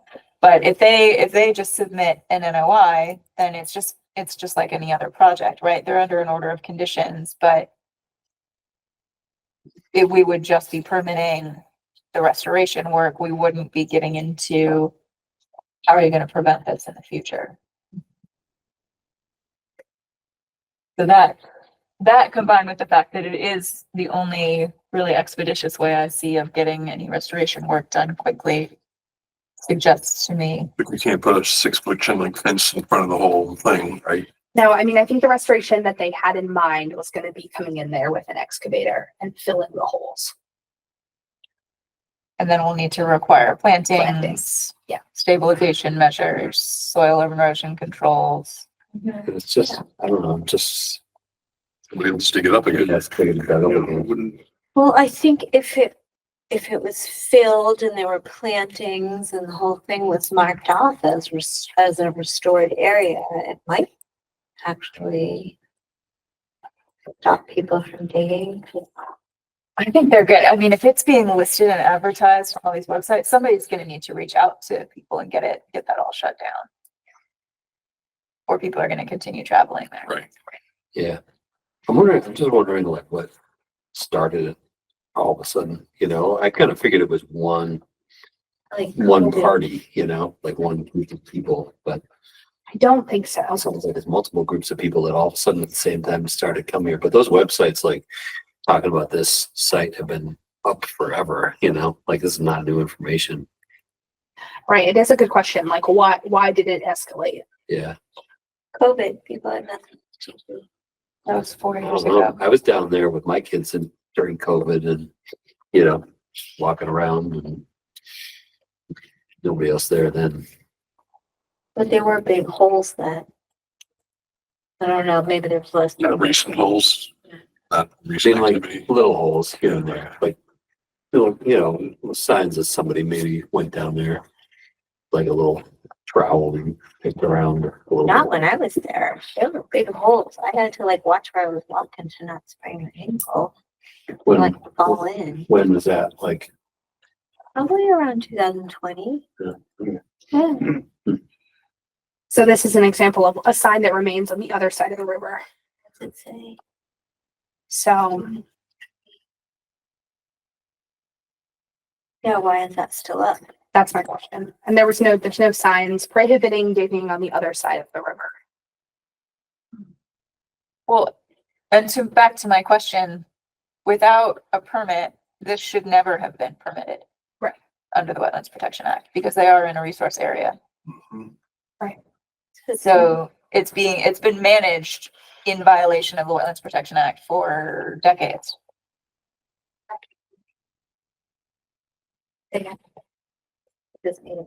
No, because there was no Wetlands Protection Act in the 1860s. But I will say one other thing, and I couldn't find a lot of evidence in my own research just right before the meeting when I spoke with Beth about this, as she mentioned that that members of her team were looking into. This is an active forest, an active forest that's cut regularly. So she mentioned that they were going to maybe try to find a way to do this restoration under under agricultural exemption. Didn't seem, based on my understanding of the regs, it didn't seem like that would go through. no, Yeah. The other piece she was wondering about was an emergency order, but we had just, don't think it's warranted. right. So are we thinking an enforcement order is warranted? I am. What are others thinking? I'd like to go see the site. Maybe we can come up with some other solution to keep people out of there. I mean, I don't know this particular organization. I know like Audubon, for example, they have a lot of legal help over there that would help them figure out the best path forward. I don't know if this organization has that kind of opinions, but I guess to me, enforcement would be the expedient way to have flexibility in what were to happen there. And obviously they're not trying to sell the property, so it's not like they're gonna be in any hurry to lift an enforcement thing. You know, but I guess then that just, well, we would work with them as to what enforcement would look like, you know. But if they have legal people that think differently, then they can tell us what they think. I did meet with an attorney when Beth came with an attorney Okay. for them. Yep. I think they are a little different than Mass Audubon in the sense of their, the sense at least I'm getting is as they cover all of New England, like Beth is based out of Vermont, that they're less familiar with our permitting, with our wetlands laws here in Massachusetts and our permitting processes is the sense I'm getting. I think a option could be to wait to see what they get back to me with later this week around their restoration plan. Or an option could be to. If we wait though, we're gonna be discussing this November 18th. We're not going to review a restoration plan until at least, what's the meeting after that, mid-December? Yeah. So nothing's gonna happen this year. We're gonna go into winter Good point. with everything as it is. Right. Plus the restoration is just to cover it with riprap and the engineer's duct tape. Which we would not approve. Prevents digging. And. So.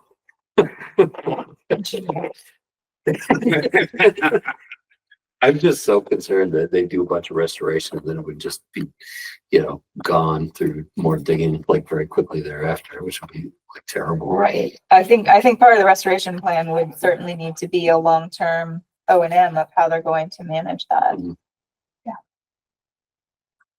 We'll also just say, like, I think another component of my sense of New England Forestry Foundation compared to an organization like Mass Audubon is they have a fewer staff members stretched across more properties than than an organization like Mass Audubon does. Yeah. Right. Other thoughts? I can look back. All right. A nice enforcement. Are we talking about now or are we talking about next meeting? If we're gonna do it, I think we should do it now so that we can be requesting. We're 3 weeks out from the next meeting, right? So we'd want to start voting on a restoration order at the next meeting. I mean, I think we could send an enforcement order with being clear that we're doing an enforcement order to support them in being able to move quickly. But also because it was brought to us as a resident concern, right? And we're obligated to do something. I don't think we want to just sit on this and let it get worse over the winter. All right, let's do it. Do we need a motion? Please. Motion to issue an enforcement order. New England Forestry Foundation. Digging. Second. All those in favor, budget? I don't know if I like it. We want to discuss further? So Motion discussion.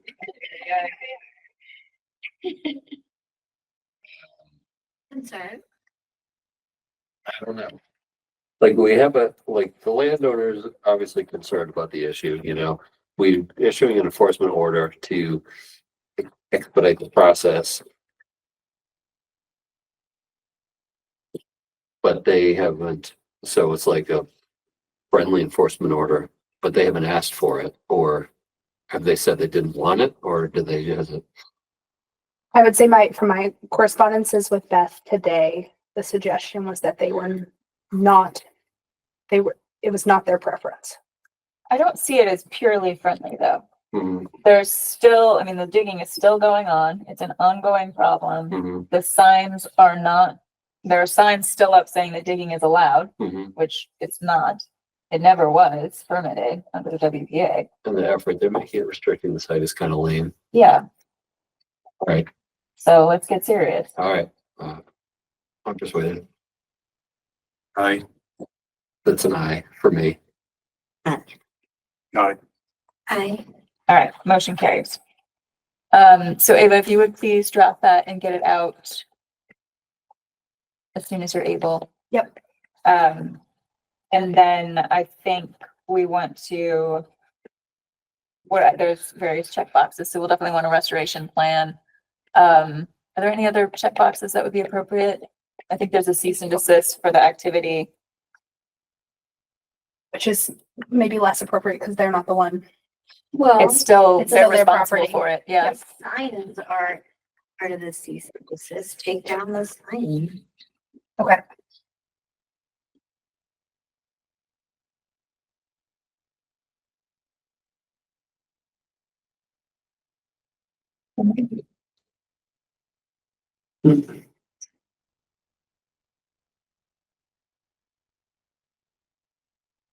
There's separate folder for forms themselves.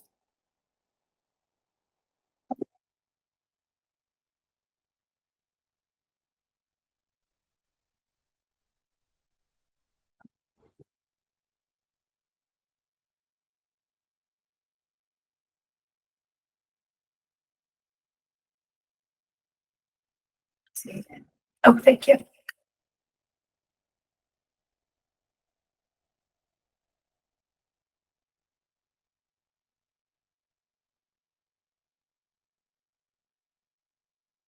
Can we put a condition or requirement on it?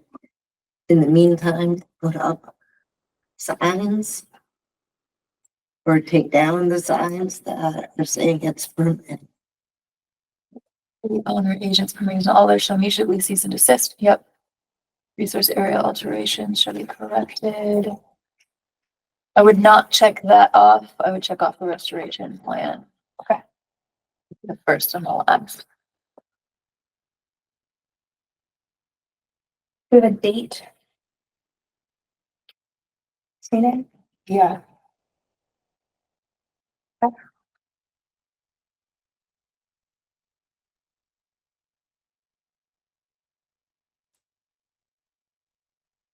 Do we want to put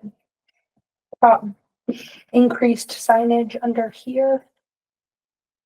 Removal of signage permitting and then increased signage. Just stop. Maybe, I wonder, do we also want to put under actions that they have to go to these websites? I think that I think that's a positive step Further if we can get. discussion. Oh. Just, I mean, I think that I wouldn't put that in the Okay, order necessarily. I think that's something we should talk about with the restoration. Okay. Do we want though erosion and sediment controls? Is that warranted at this point or no? Are you seeing migration of material actively towards the river? I think it's warranted if this is, yeah. So I've So that said, I haven't been down there since this all started. but That's what I'd like to see. It's a bare area right down by the river, and it's a steep slope going down. Yeah. We probably It's in wouldn't do that. And if they're digging the soil up it's loose, it's gonna migrate. Yeah, I would say it's a little bit challenging because we have not had a rain event. So I wouldn't say that I can see a lot of migrated sediment, but But there's it's certainly there to potential. migrate when we get rain. people are using buckets to carry the water up the slope and dropping it into their holes to get it to wash Wash things away. up. Do these go to DP too? Yes, I think, right? yes. Just clarification, or you have a thought that goes with that? I have a thought, but it's not a fully formed thought. So Okay. I think, so it sounds like we should check off the erosion and sediment, or that's not a box to check off, but ask them to do that. Okay. And, if everyone's okay, I would leave it to Ava to discuss with them what would be an appropriate emergency ENS control. Okay. Okay. Anything further we want to include? Well, maybe this is more for the restoration plan, but I wonder if at some point we want them to put up signage that says this is a wetland, a protected wetland resource area. Possibly. I think there's a more robust conversation to be had about how we prevent continued activity. Not riprap. Not 1983 anymore. I mean, riprap is the most boring rock, so Rocktown would not be interested. Exactly. It's got There is so that. many benefits. We could put up signs that say there is no crystal here. wording. So no conversation, nothing in the enforcement order about signage, either to remove the incorrect signage. No, I do think that should Okay, be. that should be in Yeah, this section. Under the following action to Yep. prevent further violations. Okay. yeah, so erosion controls, removal of any remaining signs, allowing digging, and improved signage with large print saying no digging. Area closed, no digging. Was Okay. there any mention of endangered species? I'm getting my areas mixed up. It's with not that. endangered Not species, mapped, it's not yeah. natural Right. heritage. Okay. Was my mismemory. I mean, you could say that's fine for anyone. Not that they'll enforce it, but, You want that on the sign? well, it's just an idea. I don't think you can write it down. If you're talking to them. I don't know if this pertains to us, but isn't it dangerous because of the size of the holes? Yes, I've fallen into one. Yeah. Is that anything we can speak to or? We talked about this a little bit in terms of an emergency order. I don't think it rises to the level of a public health emergency. Okay. So we didn't think that was an appropriate avenue to take here. It's certainly a trip hazard, but so is walking in the woods anywhere. This Yeah. is worse, but I mean, all you have to do is post a sign. Yeah. That covers the hazard. right. The area is closed. Yeah. Okay. And then I can sign for this. Great. And the commissioners can sign this at the next meeting. Okay. Great. So you're saying the area is closed or the area is closed to digging? Because lots of people go back there and hike. Walk. That's really up to them as the owner. Okay. Yeah.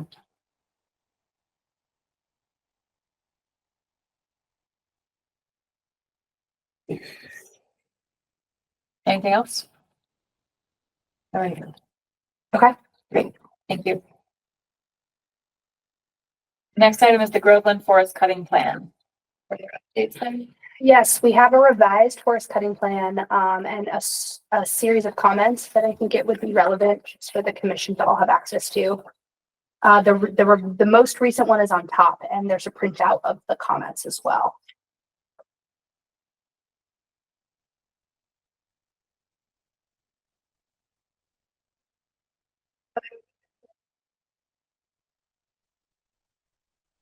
Can you give an overview of what changed, Ava? It has been mostly, since the last time the commission reviewed this, it has been mostly, clerical, like the proper labeling of the wetlands. is what Okay, has so been no changed. substantive changes to what's planned to be cut. No substantive changes is what has planned to be cut. And did you want to read the comments or did you want us to? I can read the comments. We have kind of three main comments. There was an initial, or four, there was an initial comment. I labeled it one on there, from Pascomic Land Trust. And then there was Sean Libby's response, Tom Lotzenheiser's response, and then, Pascomic Land Trust's response to those two. Okay. So, I will just go ahead and read it. Dear Conservation Commissioners, Mr. Libby and Ms. Fish. We see from the 10-7 Conservation Commission meeting agenda that a timber harvest is proposed for Groveland. Does this involve the towering pines between Florence Road and Bassett Brook? If so, this would be of considerable concern to Pascomic Conservation Trust and indeed should be as well for the city and the Commonwealth. The Park Hill and Florence Road area has long been the focus of local, regional, and state conservation efforts and now constitutes the largest block of protected land in town other than the state reservation. Pascomic and other conservation groups strongly advocate for the protection of the farmland, forest, and stream corridors adjacent to those protected lands. In its 2021 to 2028 Open Space and Recreation Plan, Easthampton's governments and residents identified the Park Hill vicinity as the priority protection area because of its scenic beauty and its importance to agriculture and wildlife. The state's Biomap 3 designates as core habitat and as vernal pool core over 50% of the land off of Florence Road where we presume this logging is proposed. This includes the Gall family's paper lots, which are intermingled with multiple parcels owned by the city and by other landowners, making trespass difficult to avoid. And this location was the site of previous illegal logging and enforcement actions. In addition, most of the open upland prime farmland soils on the Gull property are now covered with an industrial solar installation, which has already imposed substantial burdens on the thriving animal and bird populations along Bassett Brook and on the complex hydrology of the area. This is a particularly sensitive watershed with the confluence of Bassett Brook and the Manhan River lying less than a mile downstream. It is already threatened by the cutting and development proposed by the Tasty Top project. All of these factors argue for a close and careful review of any logging contemplated in this location. Pascomic would like to remind the forester and the commission and the Commonwealth that in addition to the removal of trees from the Tasty Top site, this is Easthampton's third major logging project in 3 years in our densely developed community with precious few extensive natural areas remaining. Loss of mature forest on Mount Tom along the Manhan North Branch and now potentially at Park Hill constitutes a severe blow to Easthampton's ecological and hydrological health, its climate resilience, and its scenic beauty. Who, if anyone, is considering the cumulative impact of these losses? Why is the community, especially those of us concerned with protecting Easthampton's natural areas, not given timely knowledge of forestry proposals? Who is monitoring the logging and ensuring that whatever safeguards are included in the cutting plan are in place? And when will this wholesale destruction of Easthampton's forests stop? Thank you for your attention. We hope that the commission will communicate our concerns to the forester, the logging contractor, and to DCR. Okay, so that was the initial comment. Sean responded. Hello, Pascomic Conservation Trust members and other concerned citizens of Easthampton. Oh, actually, I just want to say in here that there was a couple other comments of just people basically responding, like maybe 3 or 4, saying like, we echo what Garrett said. Yes. Okay. Now to Sean Libby, the DCR Regional Forester's comments. Hello, Pascomic Conservation Trust and other concerned citizens of Easthampton. Thank you very much for your thoughtful letter voicing your concerns. I've been the service forester for Easthampton for the past 16 years. I monitor all forest cutting plans to ensure that the laws of the Commonwealth are followed. I agree this is a special parcel, and I share some of your concerns. This is the second application to harvest timber. I disapprove the landowner's original application for not meeting several of the standards expected in the application. I've attached my letter from the previous disapproval so that you may get a sense of the review process for these applications. I especially wanted to use the opportunity to express my concerns regarding the potential for trespass directly to the landowner. In this second application presented to the town, the landowner's signature is their acknowledgement that they have legal authority to carry out the harvest as described in the plan. There is some overlap with the area you noted was logged illegally. To clarify, there was an approved chapter 132 forest cutting plan on the property. During a routine inspection, I discovered that the loggers had started to work in a small area outside of the approved harvest area. I put a stop order on the timber harvest and handed it over to DEP after an initial site visit with Circuit Rider Mark Stinson. At the time, there were already several other ongoing issues DEP was working on with the Gull family. I'm currently working with the Conservation Commission, their agent, and the landowner's forester to amend the second application into something I can approve.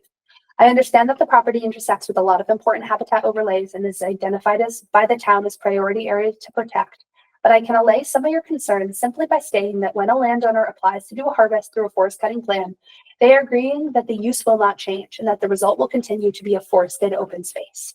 This is very different from whatever conversion of use is involved with the removal of trees for the Tasty Top. As for the other harvest mentioned, the cuts at the base of Mount Tom, 3 separate parcels, all followed forest cutting practices Act regulations and best management practices were utilized throughout. The harvest along the north branch of the Manhattan was done following science-based silviculture for a landowner whose goal is land conservation, New England Forestry Foundation. This is the cut at the property that we were just discussing in 2023. I'm sure I could work out a walking tour with myself or their forester for anyone who's interested in understanding more about the active practice of forestry and their specific goals with that harvest. As for opportunities to work with the town to conserve priority lands in the future, I sit on my town's community preservation committee. This is the funding mechanism for the town to use landowner tax dollars along with state funding to purchase and preserve land that the town deems a priority. I highly recommend working with your town's open space committee and CPC toward land protection efforts. I hope that I have answered all your questions, and I can assure you that a close and careful review of the application and resulting harvest will ensure that the state laws are met and resource areas are protected from sedimentation, erosion, and compaction, and that all filter strips along the streams will maintain a minimum of 50% basal area retention. Please feel free to reach out to me for the question. That's from Sean.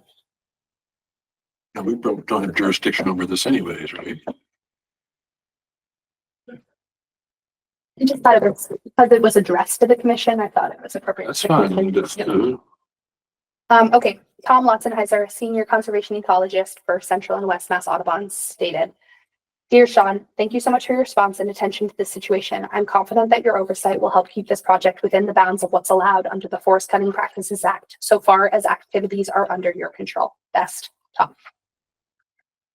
And the final correspondence we have here are Garrett, Pascomic Land Trusts again. And this is the final correspondence. "Dear Mr. Libby, thank you for your thorough and prompt response. We trust Tom Lotzenheiser's knowledge and judgment implicitly, so take to heart his endorsement of your explanation of the current proposal and its history, and more generally of the work that you do. We can also acknowledge that the review and enforcement available to you to exercise under the forestry laws is perhaps sufficient to ensure that the logging conducted at a particular site follows forestry best practices. However, I think our overall point still stands, that these standards alone do not adequately weigh the loss of mature forests on a landscape scale. The current regulatory environment seems insufficient to achieve the Commonwealth's stated goals of sustainable development and preservation of natural resources in the face of climate change.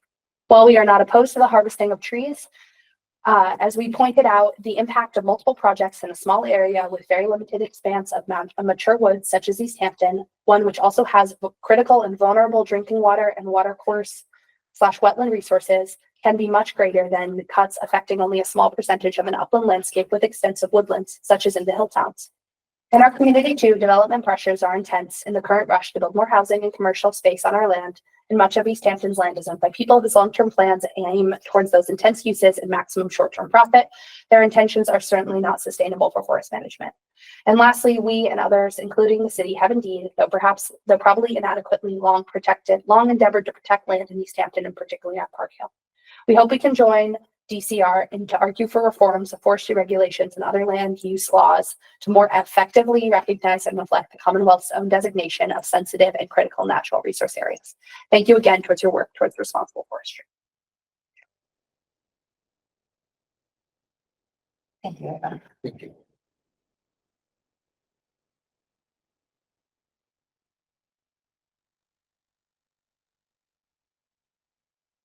But I know it's outside of our jurisdiction, but those DCR could just offer the balls to buy the land and put it in DCR.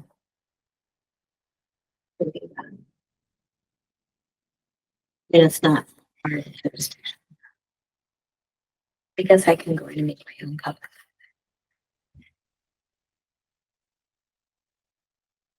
Anything else? Before we move on?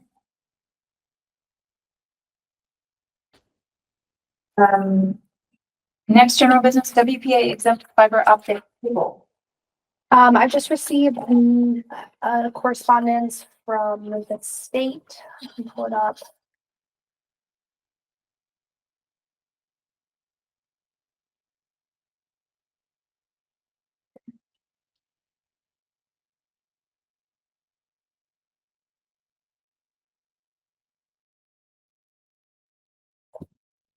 About the Wetlands Protection Act exempt fiber optic cable installation that they're going to be installing along the railroad that runs next to Route 5. Above ground or below ground? Underground.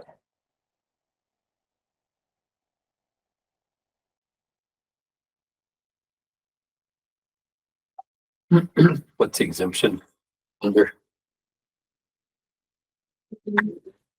Here, 10.022A. Exempts activities conducted to maintain, repair, or replace, but not substantially change or enlarge an existing or lawfully located structure or facility used in the service of the public,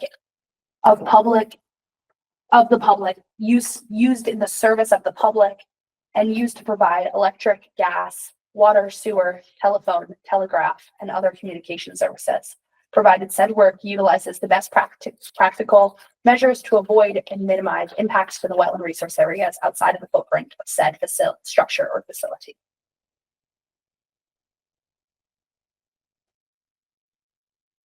Is there an existing line there?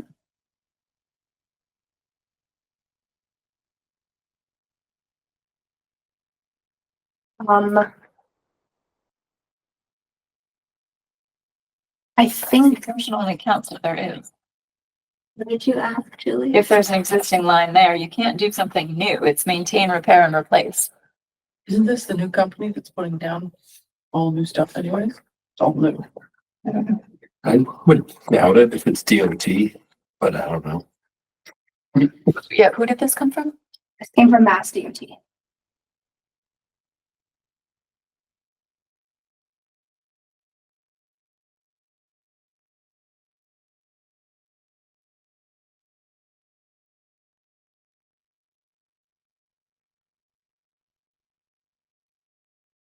Says that cable will be installed via an on-track rail plow method that uses a crane arm attached to a rail car to install interduct directly into the track ballast. So it's trenchless. Does that make it Where are already you? existing? And they're in the truck ballast? On page 2. It's for railroad communication, like railroad. I thought railroads are exempt from everything. They should have claimed that exemption, but I guess I don't actually know that to be true. I just, On-track rail plow method. It's not, it doesn't count as,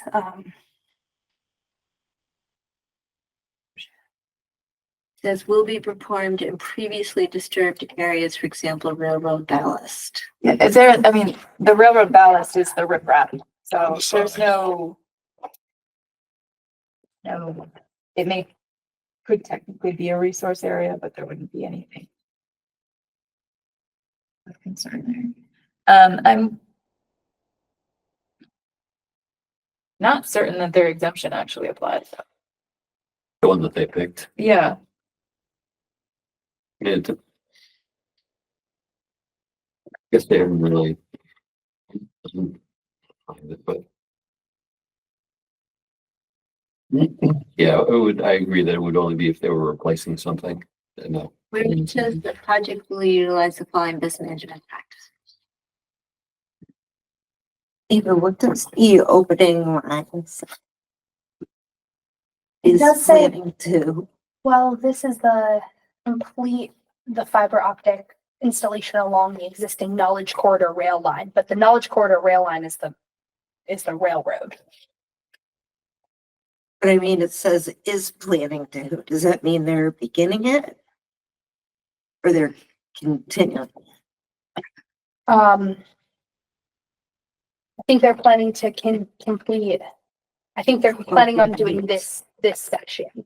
But yeah, so this fiber optic stuff is for the railroad, for signaling and all that stuff. Yeah. I mean, they did a huge track upgrade and everything along there with no permitting, so I'm be surprised that this, this would be something they need a permit for, but I would think it'd be a different exemption than the one they picked, Yeah. but whatever. It's whatever, as my kids would say.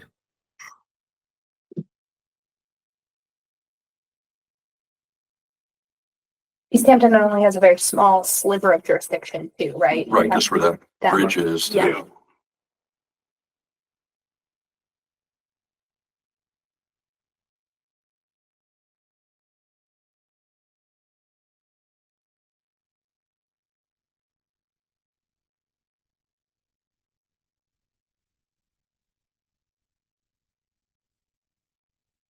I mean, there, any number of the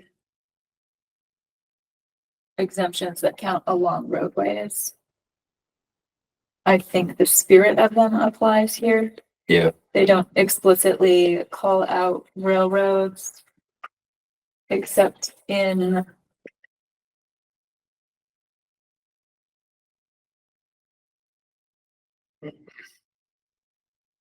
One somewhere that they do. Seem like the right one. I question what they chose as their exemption, but I think it makes sense that it's an exempt activity. Says the Mass DOT determined that a similar project conducted by the MDTA is not subject to the provisions of the Wetlands Protection Act. Yeah, and I it just just, don't always trust that Mass DOT is understanding the Wetlands Protection Act. Says DEP. yeah, I'm seeing this, that the Massachusetts Mm. DP issued an email on May 9th, 2023, which this attachment didn't load, but I can try to get it. which it determined is not subject under this exemption that they quoted. Let me see if I can get it. Okay. I kind of see where they're saying it's replacement of communication services, even though there's not an existing fiber optic line, it's replacing whatever they have currently. The DEP allowed it. Yeah, this is here it is. Because the closest one that actually mentioned railroads would be installation of directly embedded utility poles and associated anchors, push braces, or grounding mats, rods along existing paved or unpaved roadways and private roadways, driveways, and their existing maintained shoulders, or within existing railroad rights of way, provided that all work is conducted within 10 feet of a road or driveway shoulder and is a minimum of 10 feet from the edge of bank or bordering vegetated wetland and as far from resource areas as practicable, with no additional tree clearing or substantial grading within the buffer zone, and provided that all vehicles and machinery are located within the roadway surface during work. So that everything about that, except that they're doing a conduit instead of utility poles, applies. They're going to be within the roadway, within the railroad right of way. It sounds like they're going to be almost exclusively within the ballast. Or the bridges are gonna be hanging off the bottom of the bridge somehow. Yeah, presumably. Yeah, because that's, half of our Easthampton property, I think, is the crossing. Yeah, probably right. So they're cutting through granite on each side and hanging it, suspending it under the bridge.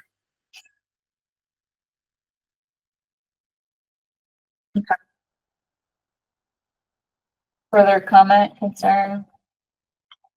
Yeah, I agree. I think maybe, well, I don't know. They have a wet exemption, but I think the spirit is there.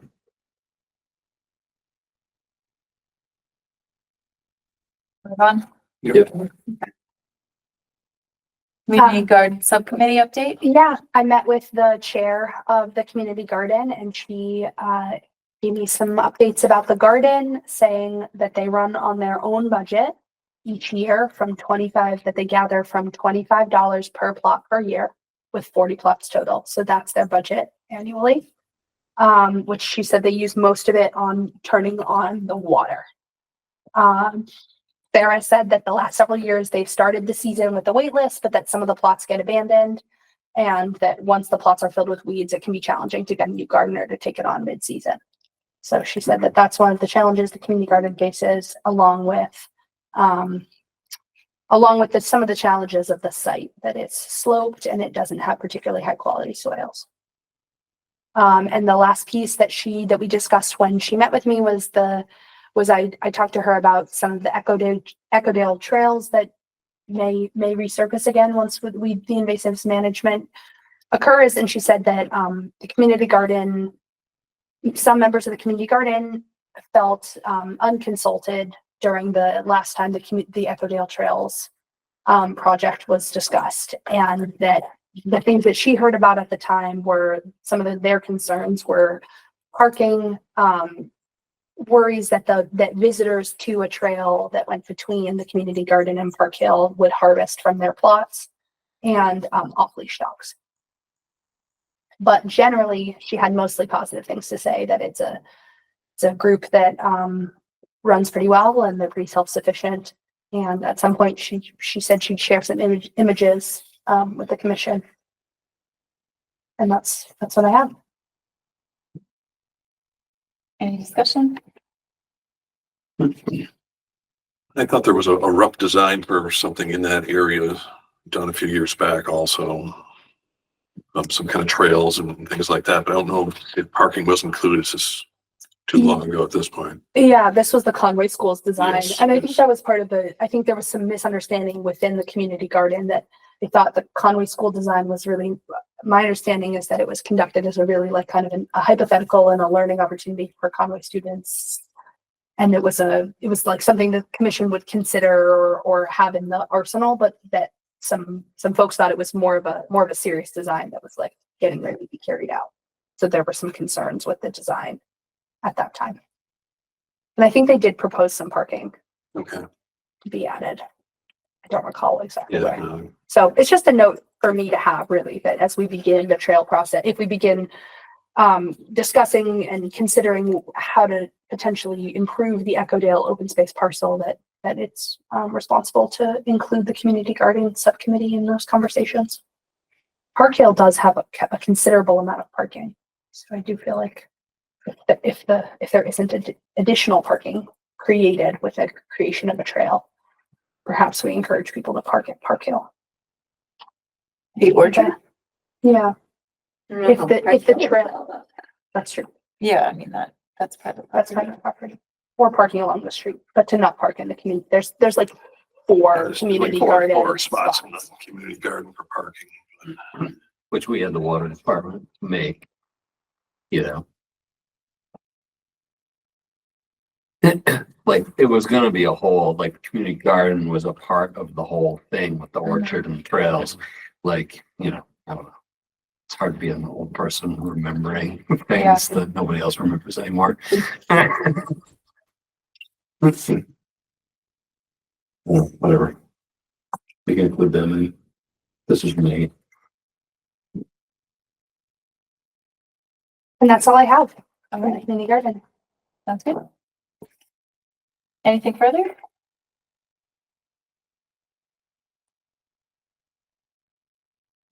Motion to adjourn. Do Motion to adjourn. we have a second? Second. Don't look at me. Fletcher? I don't know. Aye. Morgan? Aye. August? Aye. Weeks? Aye. Clark? Aye. Motion carries. It is 8:26 and we are concluding this evening's meeting of the Easthampton Conservation Commission. Our next meeting will be November 18th at 6 p.m.